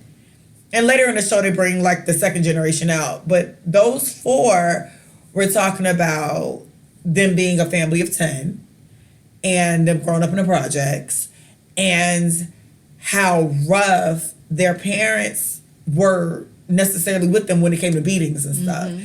And then, you know, Keenan kind of had this sympathy thing where it was 10 of us. We was in the hood. They just didn't want us to go to jail and end up on drugs. And then Marlon was like, I actually was such a sensitive kid that you didn't have to beat me. If you would have yelled at me, if you would just told me, would have. Yeah. That hurt me more when they talked to me. So then he said with his son, he was about to spank his son, and he was like, he just couldn't do it. And he said he talked to his son, and his son was like, I'm so sorry. I disappointed you, Daddy. He's like, what? I disappointed you. And he was trying to say, I disappointed you. And that like broke his son down. So it's like, I didn't have to even like be physical. But you know what? But that's true. But we don't give kids the option, or, you know, parents beat them. They just beat them. And Sophia, even she Sealy with her, but even beat her. But Harpo with the Sealy, beat her. But even when you, because again, I am around young children and I see it. I don't have to, and granted I have permission to whoop a kid, but to me that's just like, that's not what I feel like they would be punished more, or they would feel some type of way more if I say, hey, that's not cute. Or like if I say, you know what, you tripping, bro, go to your room. That hurts them niggas more than me whooping them. I would never, and as I think about it, I wouldn't whoop a child. If I were to have a baby and raise a child, I would not whoop my child, because I know the punishment of, you can't be a part of this activity, or you can't watch movies with us because you have a bad attitude tonight, or whatever, that would hurt more than a whooping. I ain't gonna whoop a nigga all day. Niggas still gonna. I got whoopings. The last whooping I got, I was 14 years old. I wouldn't get up to go to my Saturday school because I was failing. And I remember my mom, she came in, she turned on my lights. She said, wake up. I rolled over. She came back in 5 minutes later, whooped my ass out of bed. And that was the last time I got a whooping, because I said, I'm never getting a whooping again. Like, this, she not finna whoop me. On me. Yeah, don't put your hands on me. But I really, you know, but yeah, anyways. But I don't know. I mean, sometimes they're a whooping, putting them. But I think what we do, because somebody had a funny comment. They was like, y'all want to let go of everything about slavery, but fucking whoopings. I'm like, yes. Stop trying to keep people in line with physical violence. Because and granted, I don't have children. Some shit needs a whooping. I want to pop my kids early on. Some shit needs a whooping. Some shit needs, they need to feel fear. They need to see that fear. They need to see.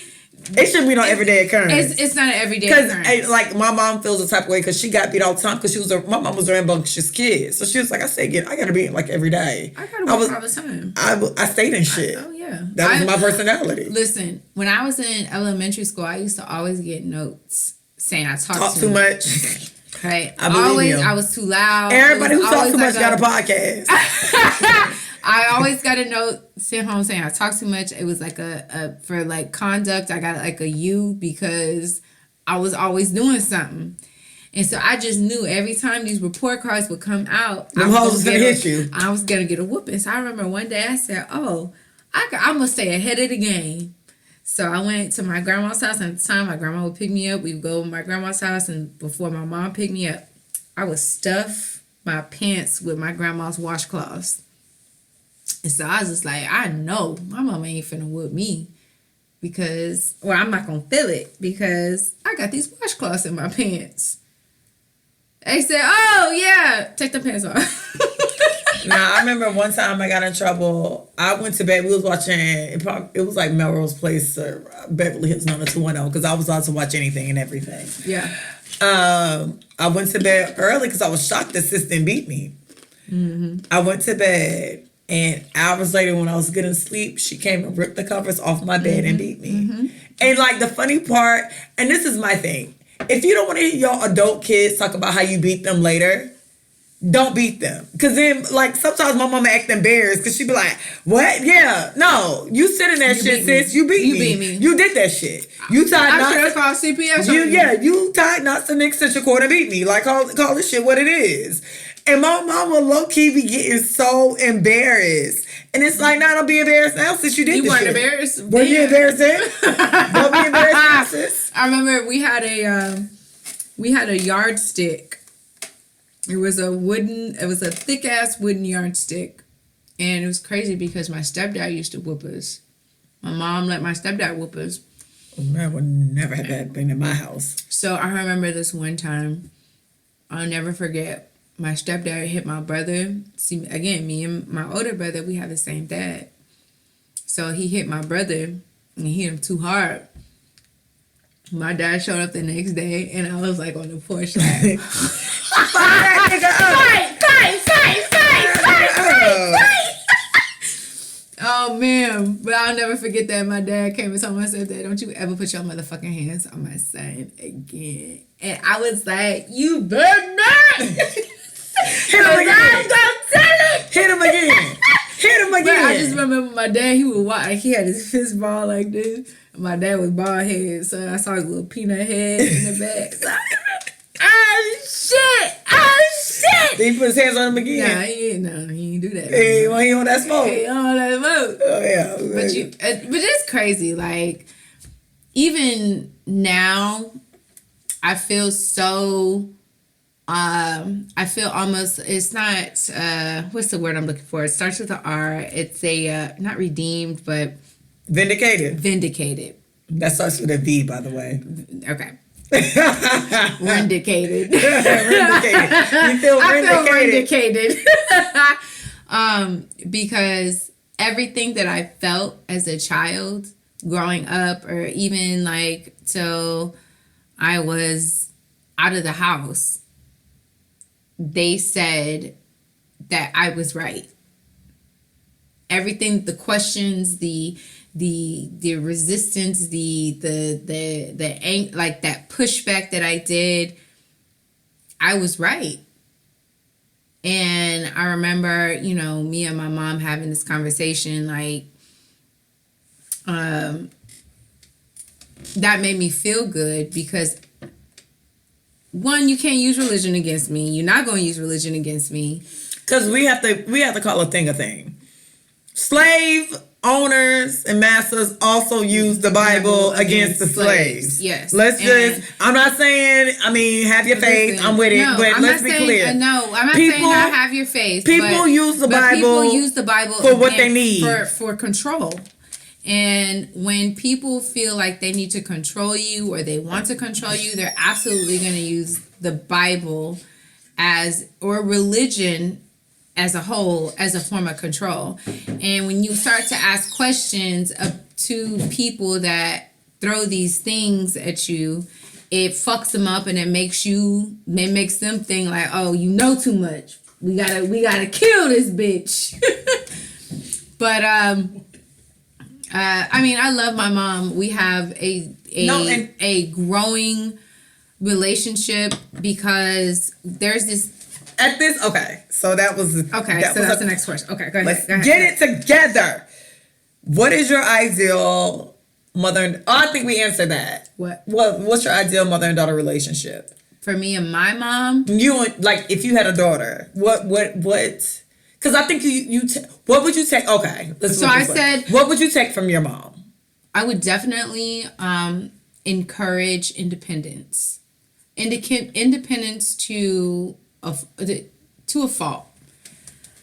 That I want my child to be independent. Mm-hmm. I want my child to if they want something, they have to know that it is them. Like I will absolutely take care of my child, but they also have to know that if they truly want something and desire something for themselves, that it is them that is going to have to work hard to do whatever they want to do to get it. I think I would take independence as well from my mom for another definition, but for the most part, I want independence. I just would want, especially if I were to, even if I had a son or daughter, because we're talking about moms and daughter relationships. Okay. I don't care. So, because I know how men are. If a man perceives a woman to be in the need, like, oh, I can buy you or I can do this to you, then I could treat you any kind of way. I don't want my daughter growing up in this world thinking that she has to go less than because a man has more than her, or because a man can provide. Is it like if a man makes more money than her, that she can be with him and he could just treat her any kind of way just because he makes more money than her? He can put her in a house, he can do X, Y, and Z. No, if you work and you get what you have to work hard. It's gonna be hard. It's not gonna be easy, but you can do whatever it is that you want to do. That comes with independence. Don't diminish your shine because you want to fit in somewhere that maybe your shine is it outbrights people. I would take from my mom independence in a sense, and resilience. My mom is the literally resilience and being giving, which I think if you ask my friends, they'll say I'm pretty giving. Resilience because it's so easy to give up. And when my mom was like put to the fire recently, she never wavered from what was going on at the moment. Yeah. But at the end of the day, she never wavered with me. She, like I said, she fought my court case. Like, my mom didn't play that shit. She was just like, wait, what? No, we're going to court. So the fact that I know my mama can turn up, because I remember her in the 90s, the fact that evolved to such a professional woman who also can turn up, but in a way that can make people hurt for real, because it's like, oh, this is what's happening. Well, let's put all these in the row and let's just end your whole career in life, sis. I admire that. She's really resilient. And it's like, when there's a will, there's a way. Absolutely. Like, I ain't never seen my mama in a situation where she ain't have the answer. Pythagorean theorem, she probably using that shit right now. I ain't never seen nobody use it. She probably using it right now. Like, she's one of those people. So I would definitely want my kid to be that independent, that organized, that business street smart, that I know money isn't everything, but I want my kid to excel so highly in whatever, and my daughter especially. I want my daughter to excel so highly in whatever. But what if they don't excel in that so highly? No, you have to. But what if, no, but so that's the thing. See, you want your kid to do something so high. Listen, hear me out. No. Hear me out. I want want my kid to be happy. Let's not get this twisted. I want my kid to be happy, but at the end of the day, I'm still a results-driven person. Okay, but hear me out. Hear me out. You ain't gonna be living on the side of the road selling your paint. Okay, I'm not saying that. I'm not saying that they're gonna be living on the side of the road painting. But what I'm saying is that we tend to say, okay, well, when I have kids, they're not going to be like this. They're not going to be like that. They're not going to do this. They're not going to do that. But we're not giving them an opportunity to, and the only reason why I say this is because I was reading a book of how these expectations are put on people generationally, right? Like, every generation has this like expectation of like, okay, well, my kids ain't finna do this, they finna do this, they finna go to college, they finna X, Y, and Z. And then when them expectations don't meet and kids start kind of like drifting into their own whatever it is that's outside of what is not the expectation, that's when the disconnect starts, right? And so what I'm saying is, like, you can say, well, my kid's not going to do this, my kid's not going to do that. But until that person gets here and decides what they're going to do, I think that having that expectation causes harm to... I personally don't. For me, you're into your videography, right? Mm-hmm. I would want you to excel as high as possible in your videography. I don't think that's a bad request or a hard request. I don't want my kid to be a great painter and paint on the side of the road. I want my kid to be able to be in galleries, and I will push that and help that as much as I can. But what if that's a part of his journey? I'm not saying you're going to do that at 21. Like the way my mama came with me a couple of years ago and was like, okay, you need a real job. But all I'm saying is, what if that is a part of their journey, even though you don't want that for them? I'm sorry, what's a part of their journey? And I'm not saying that... No, I'm asking what's a part of the journey. Like the struggle part. We're going to struggle, bitch. I just said, my mama came to me finally, was like, all right, you need a real job. You struggled enough. You done enough. But go. Okay, but you said that you wouldn't want your kid to be underneath the I mean underneath the bridge, you don't need to be under the bridge your whole entire career. If that is a part of your struggle, allow that to be a part of your struggle. You have to aim up. You have to work. Don't ever get this shit twisted, bitch. No, you gotta work. I don't think you're gonna paint Mozart in 5th grade. I don't think you're gonna paint Mozart at 20. If that's a part of your struggle, that's fine. I am very happy, and I will be definitely a parent where after a while, if I feel like you're selling yourself short, I'm going to say something. Yeah. So maybe what I said got misconstrued, but that's not what it is. Your ass ain't gonna be under the building at 55 when you started painting at 20. That's not the kid I'm fucking raising, period. And that ain't the kid my mama raised. My mama really was like, all right, this was cute. Get a real fucking job. Got a job. Oh, well, this is fun. Well, why did I do this sooner? The journey. I had to move to Houston. I had to struggle. My mama had just lost her career-ass job. It was a lot. I struggled. I ain't know how I was going to fucking make rent. It was a lot of stuff that happened that I do not discuss, and that is just what it is. But don't ever get it twisted. I believe in the journey. Am I impatient personally with the journey? Yes, I said that in this podcast multiple times. You don't get to Z. A, B, C, D happens. I often say, I just like Z. I don't like the journey. I understand the journey needs to happen. So no, if you want to be great, my mama say this all the time. My friends couldn't be raised by my mama. Because whatever you think you good at, my mom would have been told your ass to monetize. That is my mama's like theory on shit. Like, oh, that's cute. Mm-hmm. So what is the business behind this? So open Word, get your Excel sheet out. You got a PowerPoint?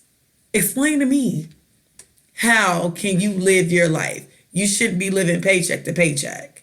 You shouldn't. My mom is very goal and financial oriented. And that is also bestowed upon me. It must be, and it's also the Taurus in me. Me and my mom were Tauruses. But how does that work in a household? We were actually, like I said, with my mom, I had normal mama beef.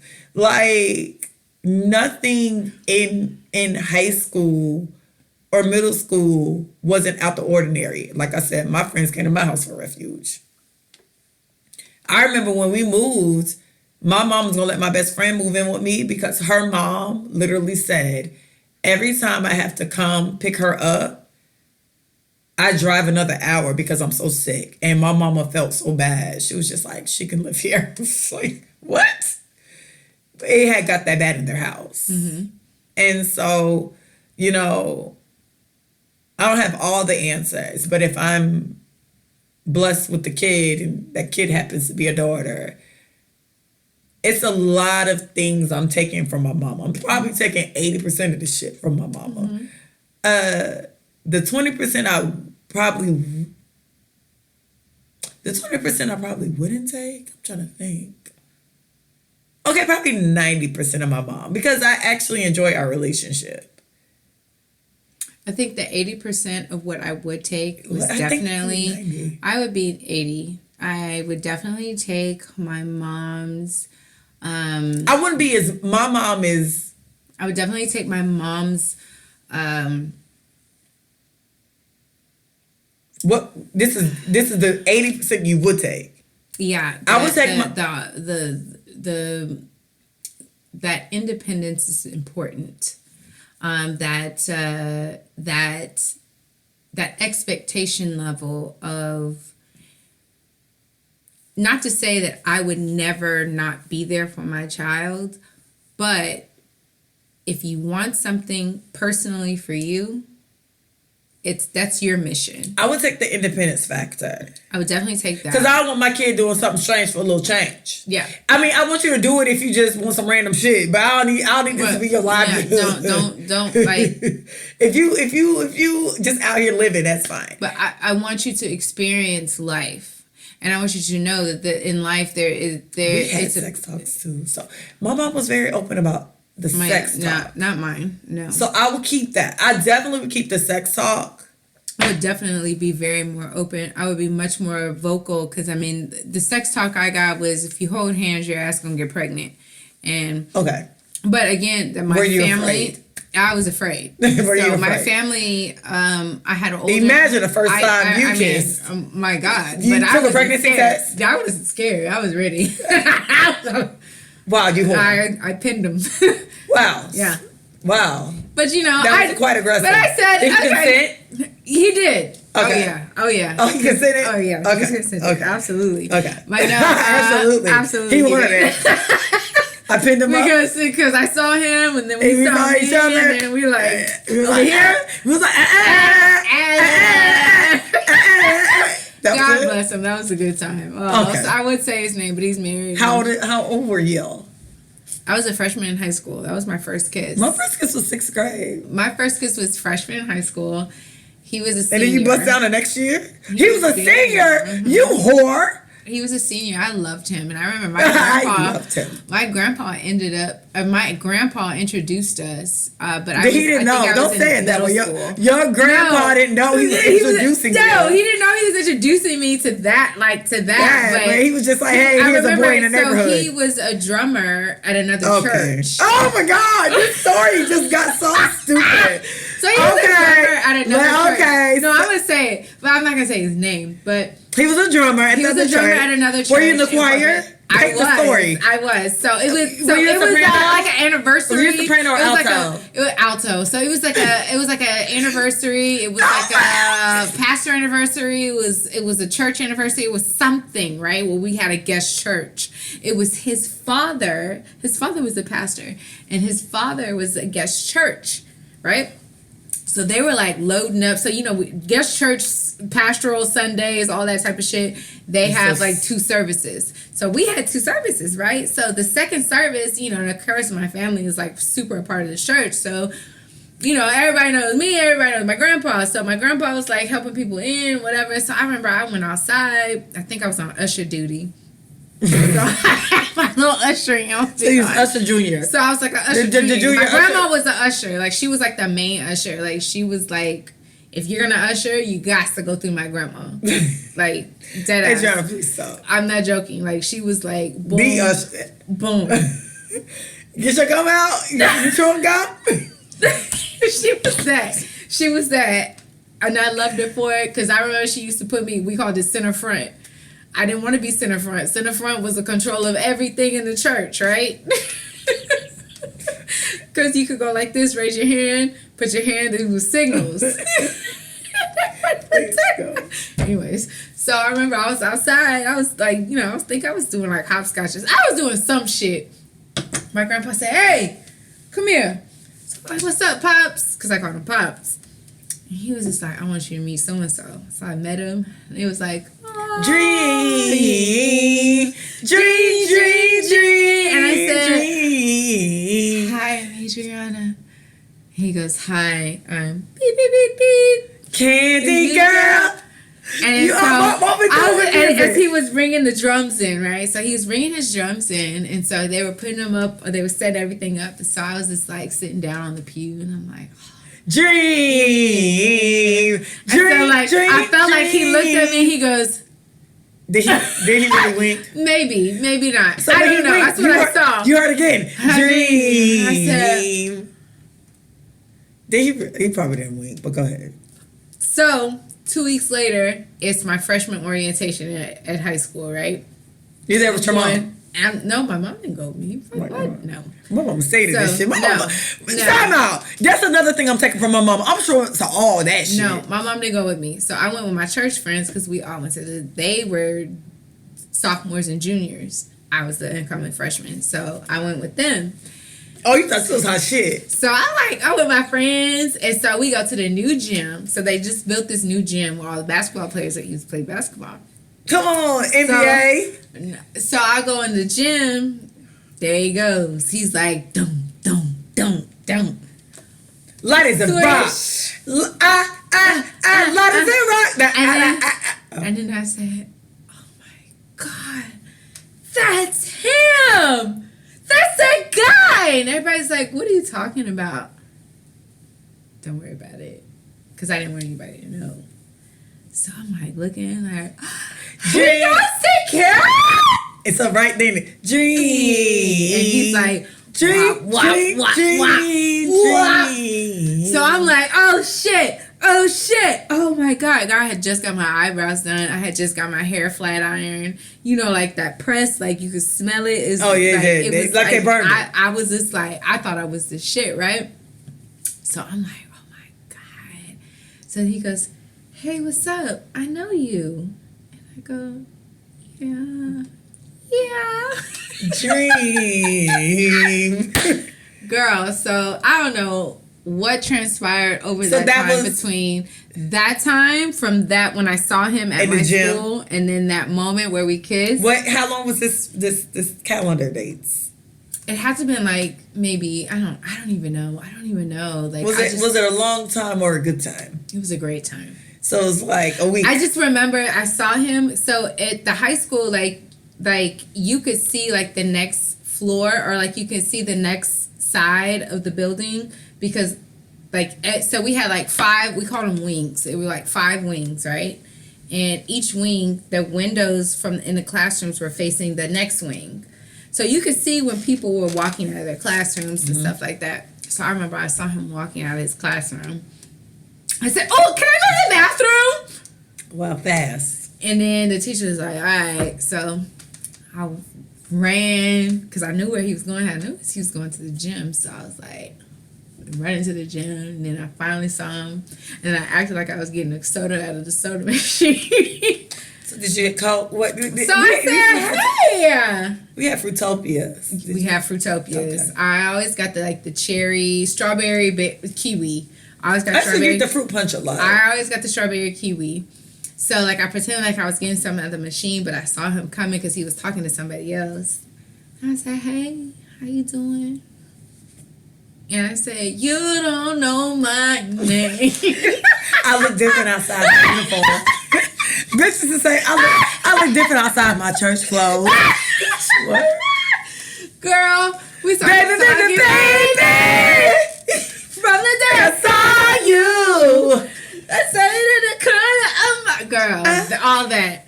So then I don't know what we were doing. So we was the talking. first was the first kiss on a Thursday. I don't know. He set your soul on fire. He set my soul on fire. Girl, and I remember I was like this. I look so different outside my church clothes.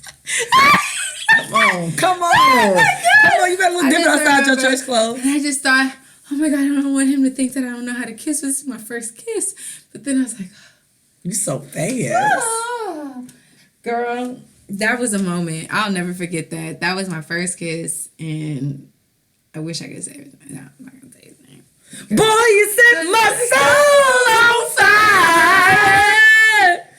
Ooh, baby. I used to pretend like I was writing him love notes, and then I would never give it to him. So I remember one day, and I really feel so stupid just still thinking about this. Like, I really feel like I gave him one of those pretend love notes because... What? Stop telling your story because it's getting depressing now. I was with you. No. I want to tell this because it's getting this off my chest. I say this is our therapy. They just listen. Therapy because I feel like I actually accidentally gave him one of my fake love notes to him because it was never an intention of me giving it to him because I just was expressing the love that I had for him. Oh my God. But he didn't know. He didn't know your name. He didn't know my name. He didn't know my name. But because I said, because I always saw him in passing, I would be like, here you go. Like, I would just give him a note. So you definitely look different outside. You look the same. No, you actually look the same in your church clothes. I don't know. Maybe. He didn't know your name. He knew who I was after I gave him that because I remember he was just like, this is weird. Like, What? This is weird because he was a senior and I was a freshman, and it was just like this weird thing. Could you have ended the story on a high note? I was so happy you got the high note is I kissed him the last day of school. You don't know mine. I kissed him the last day of school. Everybody was in the gym shooting basketball, and I busted in that fucking gym, and I saw him, and he just like was like, let's go talk in the corner. And I said, I was a freshman. Oh, that was amazing. And I remember the coach was like, the coach seen it? Yeah. This story, never mind. I don't want to. And then the coach was like, what the fuck? I hate like, your what story. are y'all doing? Your story's actually depressing me now. Why? That was a good time. I mean, it is so good, and then you added the other details, and I'm just like, no. Well, the coach walked in on us making out. Okay. Hardcore. Well, he knew your name. At that point, he did. He did. For detention. It was the end of school, so there was no detention. And he was a senior, so he was the end. He was just like... And the coach was just like, more power to you. It was a good time. That was amazing. Wow. I remember the shirt that I had on was like a red shirt, and I had on these Billabong. So he was 18 kissing a 13-year-old. I think I was 15. And not freshman year. 14. Okay. I was 14. 14, 15. Because, you know, I'm a year older. Oh, yeah, you because are. my birthday's you in September. So it's not because I failed school. For all you niggas that want to be like, oh shit, that bitch was she got held back. I didn't get held back. My birthday held me back. My birthday held me back. So I had to wait another year. So I was a year older in my group than a lot of everybody else. So you turned 18. So you turned 18, I was 18 September of my senior year. I was 18 when I graduated. Yeah, and I was at Olive Garden, so I thought I was the shit. So, like, you know, I was... Were you in a club? Was I? No, because I have a friend, right? Was I? She was from Trinidad. And so they started school. I forgot how it worked, but she turned 18 the summer into going to senior year. Mm-hmm. And she had an older sister. Oh, that was a good time. She had an older sister. So sis was down to the club. We had this club called Babaruba's. Okay. It was called Babaruba's. And that's the first club. I remember I told my mom I was going somewhere where I wasn't going. I told her I was going to spend the night at somebody's house. That you didn't spend the night at. We didn't, because we ended up all going to Babaruba's. And Babaruba's, it was like ding, ding, ding, ding, ding, ding, ding, ding. So, but of course, you know. We're going to the Jersey Shore, bitch. Yeah. But, you know, it was like those shooters in those little shops. Yes. That's what was popular. So it was like star fuckers and a time like early 2000s. It's 2003. Cause 2004 I was in college, and so it was these shooters. Oh, so it was a shooter. And they used to have the whole shooter environment. So it was like a whole thing. Tray, and they used to walk. Tray, and they're like it's like $2. It was shooter girls. So that's what it was. Do the clubs still do that? They don't. Okay, yeah. You sure? I'm positive because I be in lounges now. No. I mean, they don't do shooters. I mean, restaurants. Yeah, no. So, like, I remember I was 18, so I thought I was cool. So it was like, and you had your tips. And so I was like, So I was 5. Give me 5. So I was with a group of people, and you know, I'm at Olive Garden. Like, I make money. Like, I make like $140 every week. Like, what's up? Coin. I make coins, bitch. Bitch, I get money. I get money. I shop at Benjamin's. Okay, money. Benjamin's is like the top tier surf store. I get money. I get money. Okay, my shirts are $80. You didn't do PacSun? No, PacSun, gross. No, that was beneath me. It was bongos. It was Billabong. It was Reef. You did American Eagle? No, that was American Outfitters. No, that was beneath me. That was Express. It was Tommy Hilfiger. It was definitely Victoria's Secrets. I get money. I get money. I mean, I was at Dillard's. No, Dillard's. Faithfully. Listen, Dillard's. Me and my grandma. Listen. Me and grandma. I ain't gonna hold y'all. I'm not gonna hold y'all. I went to Dillard's the other day because I was just like, I need to see if they still hitting. Dillard's, and they was, so I had bought an outfit for work.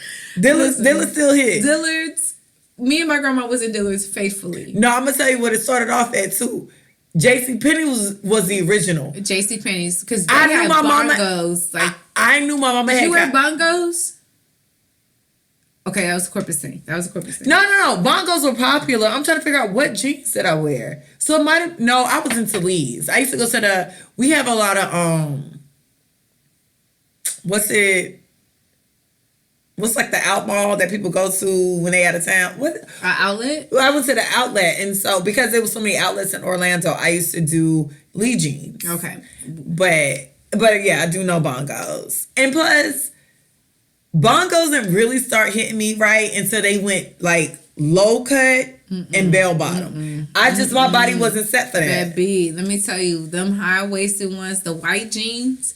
That's when you were a top tier bitch. No, I always did low cut. Or in Corpus Christi, you were a top tier bitch if you wore white bongo jeans with the brown braided belt, right? And you tucked it into the pocket right here, right?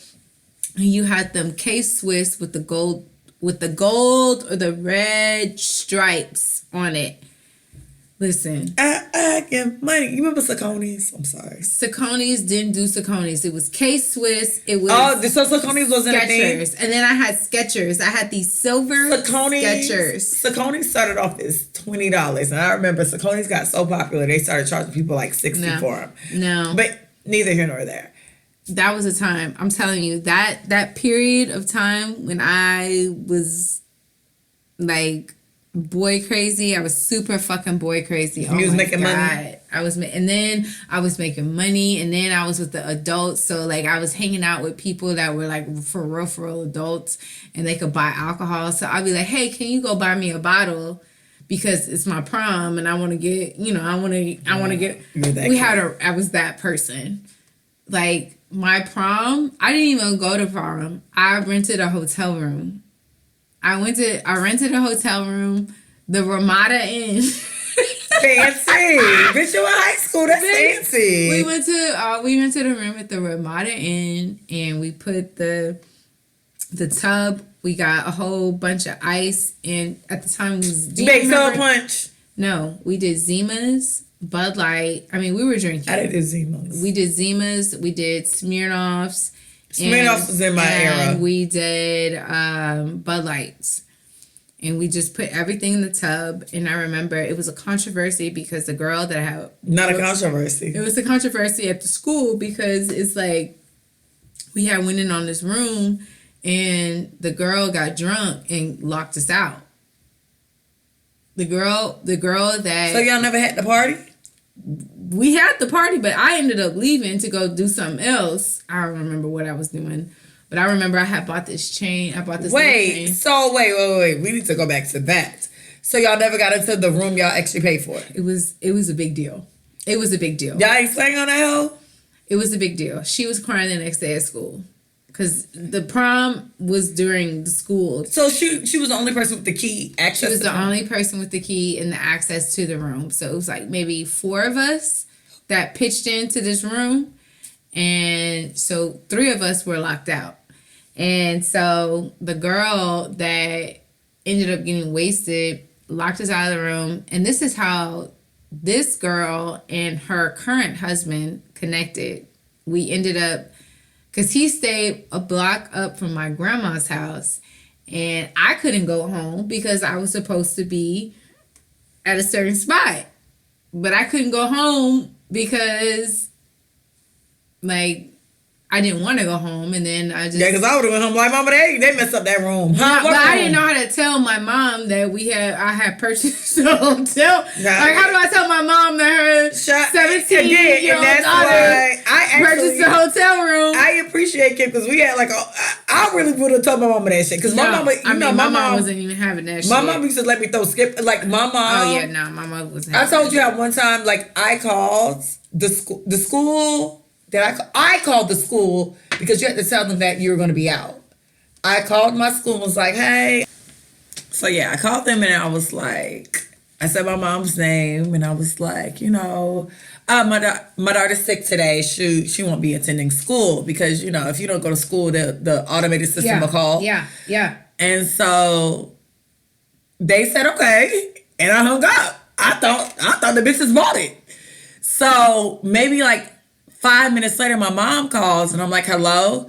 And she was like, and mind you, I'm answering the house phone. I'm like, hello? She was like, you didn't go to school today? I'm like, no, I called the school and told them. She was like, yeah, I know, because they called me because they were confused on why they thought I wasn't calling you out. Mm-hmm. And I'm like, oh, okay. And she was like, I told them it was me. And and then she was just like, but then they were like, it was a house phone. She was like, so 3-way don't work? Basically, my mom was saying, like, my daughter, like, 3-way don't work.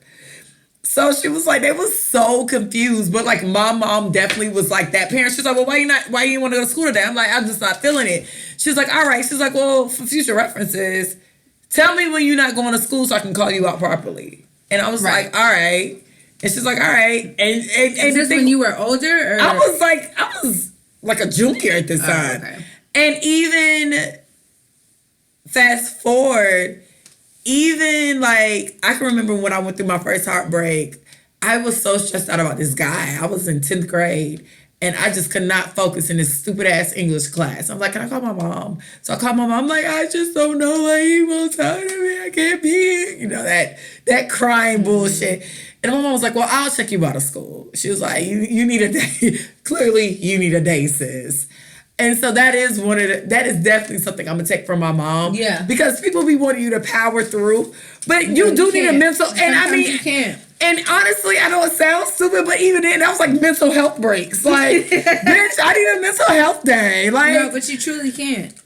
Like, sometimes you really can't. And then it's just like, when you don't know how to process feelings or like... you're confused. And then you like somebody and they don't like you back. And then... It's just all this mess. And then your mama don't explain to you what the fuck is going on. My mom literally... I remember I was looking at Winn-Dixie at the time. I was a cashier. It's a grocery store, by the way.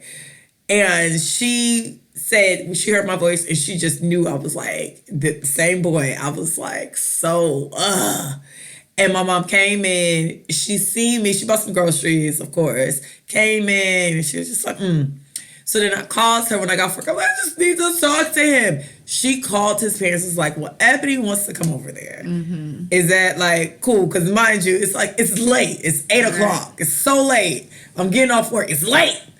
And so my mom was like, can she come over there? And they said, yeah. And then my mom was like, if he wants you to come over there, you can go over there. And nice. So then I called and he was like, come over, because I just had to talk to him.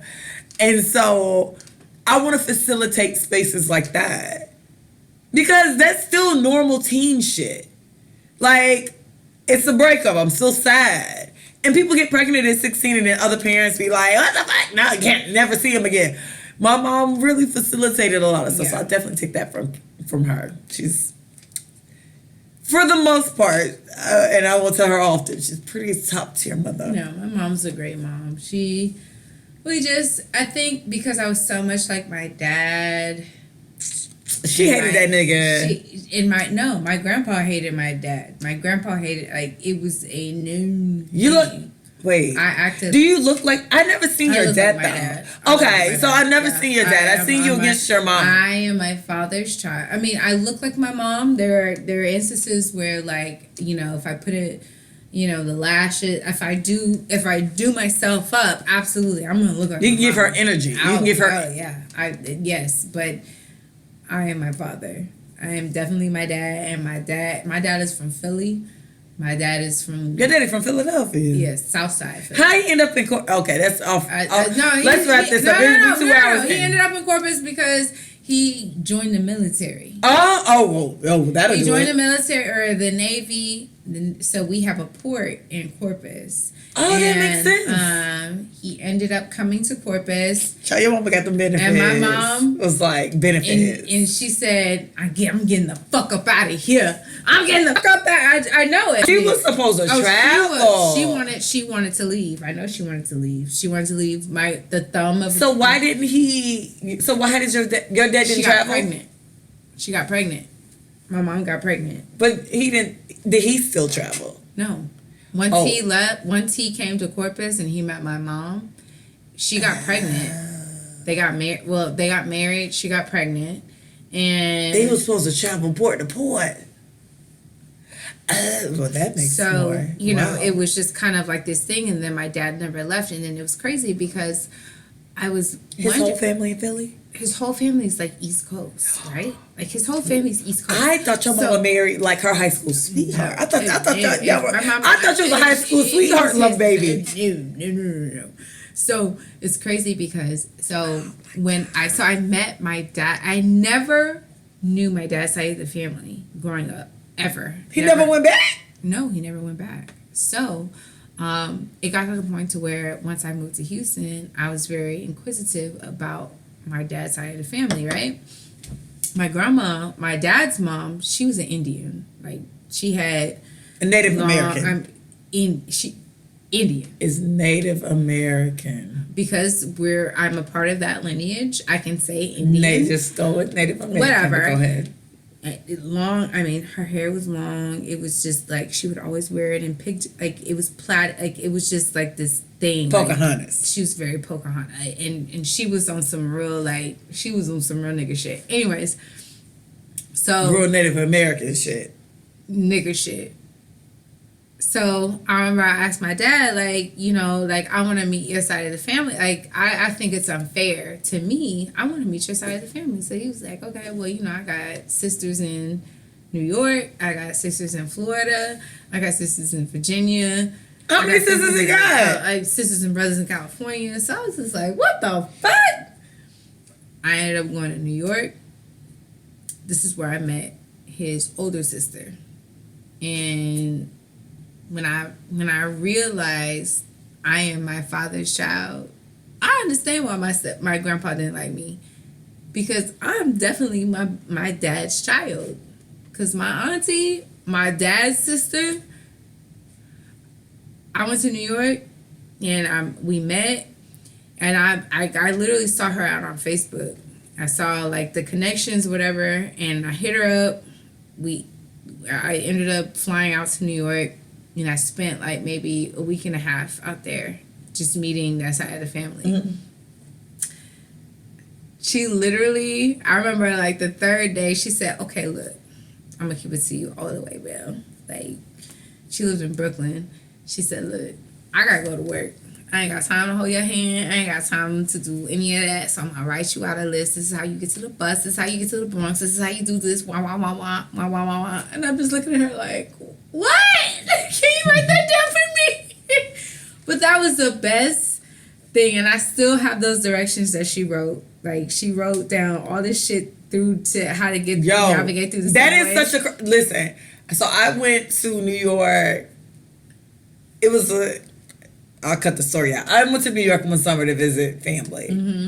And my aunt, of course, was working. She was working in Times Square at the time. And like somewhere in Times Square. I'm not quite sure where. And then my cousin, my older cousin, she's 2 years older than me. She was working as well. So they left in the morning. And I had no idea what to do. But they left like random directions. So I'm like... I'm like with my like composite weird ass book or journal, like how do I? I'm telling you, I still have the notes. They didn't realize, and I was just like, no, in the South you can't just. I'm 15. You don't walk out your house and then there's access to like multiple areas. You're limited to your neighborhood, and if you live in like downtown or something. It's still your neighborhood, but you're limited to more stuff. Listen, I said... So then I like went to like... I had got lost. I couldn't even tell. I was lost. Listen, I told you... I walked from... I don't even remember. She told me to get off at a certain stop. I have to go back and look at my notes. But she told me to get off at a certain stop. And I got off at like 10 blocks before I was supposed to get off at this block. And I just remember my cousin calling me, telling me to meet her in Midtown. And I said, I don't know where Midtown is. I don't even know where I'm at. And she was just like, look for the Empire State Building. So I turned around, and the Empire State Building is the middle of Manhattan. And we were supposed to meet in Manhattan. So I was just like, well, I see it, but it's like straight in front of me. She goes, okay, we'll just walk towards it. I was like, are you sure? Because it was far. It looked far as fuck. But I ended up walking, and that was probably like the best 80 blocks. Not 80. No, but dead ass. It's like, no, you go 4 blocks down, like, 3 blocks to the bitch. What does that mean? But I knew I was lost. I knew I exited the wrong shit because I just I knew it. But I'll never forget that because somebody got lost and somebody met Aaliyah too. I literally walked towards the Empire State Building, and then I remember I was supposed to meet her like off of 50th Street in Manhattan, or whatever the 50s were. I was supposed to meet her at 50th Street. It was supposed to be a pizza parlor on 50th Street that was like super famous, and like it was in conjunction with Central Park.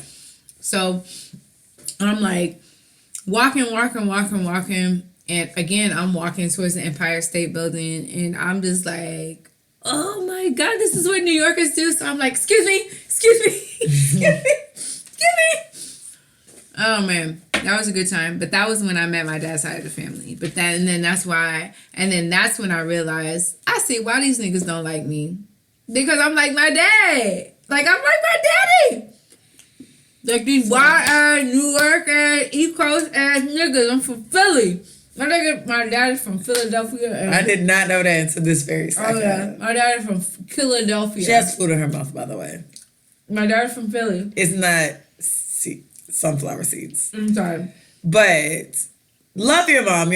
Moms are the greatest. And if you honestly disrespect me, if you say my name 3 times in a mirror, my mama might show up and beat your ass. If you say my mama name 3 times, you might see me in the mirror. Listen, you say my mama once. I ain't gonna give you 3 times. Say my mama name 1 time. The doll shows up. See, I'm gonna fight for mama. And that's another thing. My mother knows. And that's the thing I love about my mom now. She knows that you're a real one. She treads lightly when she tells me things that I think my mom does the same about me. Would cause upset. even when my grandmother passed, she worded it very carefully. She said things very carefully because she knew I'm a drive away from dropping everything. Nigga, I'm not even a drive away, but once I get there, I show up. But she knows. But that's the thing. Like, my mama knows. And I don't put, and it's not like, it's just a energy where. So, do you want to say your love letter to your mom right now? You got like 30 seconds. Mama, I love you. You know I love you, girl. Michelle. Why you said it like a nigga? Hey, girl, mama. Hey. Mama, you know I love you. You know I love you. Michelle, what I did yesterday? Michelle, you know I love you so much. I thank you so much. Thank you for creating me. Thank you for making me tough. That raw sex. Thank you for letting me know you are mama. Thank you for always reminding me. Thank you. I am so grateful for our relationship. I love you so much. And I would not replace you for another mother in this world because you literally made me to be a tough chick as I eat my almonds. Okay. Come on, dear mama. Oh, Kim. Oh, why? You gonna cry? I'm gonna cry. Why? Oh my God. It's not even that. What the fuck? I am. You know, I like to cry anyway. She's not even here. I like to cry. Oh my God. Okay, got it. Oh my God. I'm not gonna cry. I mean, yeah, I'm kind of about to. Kim, you're so special. Okay, don't cry. I'm not gonna cry. Just tell your mama how you feel, man. She Damn. is hella, no, my mama really is, y'all, like, my best friends. If I have to make a roster, she's always on it. She's there when shit is, I'm not crying. She's there when things are great and when things are bad. And she's there for my friends. Like, a lot of people don't know. My mom, if you're my friend and my mama knows I love you, if I tell her about your situation, she will solve a problem for my friend. Sidebar, your mom literally sent me a package of the what's that little heating thing where it's the she sent me that. I remember. I think it was I think it was just probably because I moved into my apartment. Yeah, she did. She thought she deserved stuff. I don't know. It was like a denim vibe. She is, but she's still that. She's a parent. Like right now, if I say anything about a friend and she knows I love them, she'd be like, "So what needs to be done?" I'm like, "Oh, they're about to lose their car. Oh, well, I'll pay their car note for 3 months." And it's that giving spirit that I enjoy about her the most. And she's hella funny, and she's a tough cookie. You don't step sideways when you're talking to her. Kim told me, I thought you was the manager. Yeah, why are you behind the bar? You don't. Ain't no half stepping with her. Listen, Kim told me, I thought you was the manager. Why are you behind the bar? But the beautiful part about her and her not liking half stepping, she'll help you whole step. Mm-hmm. And not so many people do that. So a lot of people talk shit about you, and that be that. My mama, she's gonna talk shit to you. Hello, she gonna talk her shit. But at the end of the day, she will literally... You talk so much shit about me that night. No, she'll Victor Newman this shit. She'll be like, so what I need to do to make sure my sis don't have to do this? She's very so much that person. And she's the reason for my personal season. And I couldn't see... I know people say they can't see themselves with any other mother. I could not see myself with another mother. But most importantly, I like that lady as a person. And not too many people can say that about their parents. Mama. I like that. If she was not my mom, I would definitely want her to be my aunt. If she was not my aunt, I would definitely want her as a cousin. If she was not my cousin, I would just want to know this lady. Like, I would want to know her regardless. And I don't think too many people can say that a lot of times about family members. So, girl. Dear mama. Love y'all. I love you, mama. Michelle, you are my favorite girl in the whole wide world. And I'm so grateful. And also, my mama's still a box, y'all. Like, if you ever get disrespectful. I'm so grateful that you raised a wild ass, thug ass, pop shit I'm gonna ass. let the fact that you told me because I had chlamydia, I had AIDS go. Cause she did that. My mama said that to me. I had chlamydia. She's like, you have AIDS too. And it's just like, I'm gonna let that go. Because I do adore you. But your mama is like, but I can see your mama's hardcore. Because the way she checked me, I'm literally trying to give direction. She said, what's she doing behind the bar? That looks like my mother. That was that, because she was walking by, and I waved. And it wasn't even her business. You see how she jumped into your shit? You see how that's my mama. You see how she just like... The way she walked so fast, and then I was like, hey, girl! And she was just like, I just hear her. Why is she behind the bar like that? Get her. I thought she's a general manager. Ew, she's pouring drinks. Ew! Is she teaching? Mind you, I bartender forever. Ew, she's pouring drinks like a commoner.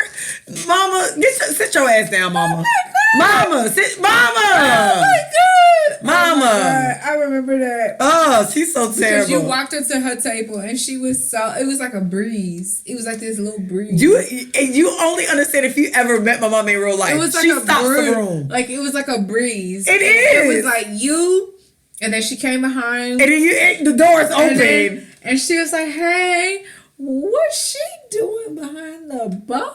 Quickly. I thought that she was the manager. Quickly. But I heard it was like, I thought she was the manager. But I was like, damn. No, and my mama and my mama quick. And she was quick. And talking about she wanted some crab cake. Yeah, let's get some crab cakes. I got all of them. And then, because, Brandy was there. And Brandy was like, do you need anything else, ma'am? I was like, bitch, stop talking to my mama. My mom was like a good time because she gonna pay. Listen, I'll never forget that. She comes to Houston. That was the first time I met your mama. When she comes to Houston, she'll be like, "Oh, okay, invite your friends to dinner," and she'll let people order. She won't say she paying for the meal. It'll be like at the end of the meal, she'll be like, "Oh, it's just all one check." Everybody be like, "Wait, what?" I was like, "Yeah, y'all should have ordered up. I can't tell y'all. It's my mama. I can't let y'all hold my mama." Yeah. But that order shit the drinks. Was so funny, but I just do remember I was standing behind the bar. I was in my outfit trying to teach my girl how to make like a lemon drop, and I'm like, you just pour it. And I probably was like, "That's Adriana," and then she said, "Ew, commoner." What she's doing behind the bar? She's supposed to be running this. My mom was so. Oh my god. I'm just like, oh my gosh. And that right there is why, that's how she called me about like working a real job. So are you tired of slumming it yet? It was like, wait, what? Your mom is funny. She's funny. But shout out to moms. Yeah. Work on y'all relationships. Because that's the only relationship y'all got. Fuck it. Yeah. You gotta work on it. And even if y'all might be different, work on your relationships, like I said. But you can find us at Recovering Party Girls on Facebook and Instagram, Party Girls Pod on Twitter. I'm Natoya Ebony on all social media. You have to figure out which name Adriana is using. So I just changed it to again Adriana B. I'm going through like kind of like is it Adriana B or is it like underscore Adriana? It might have an underscore in it. I don't fucking know at this point. At this point, just follow her on Recovering Party Girls. It's fine. But can you plug Aya?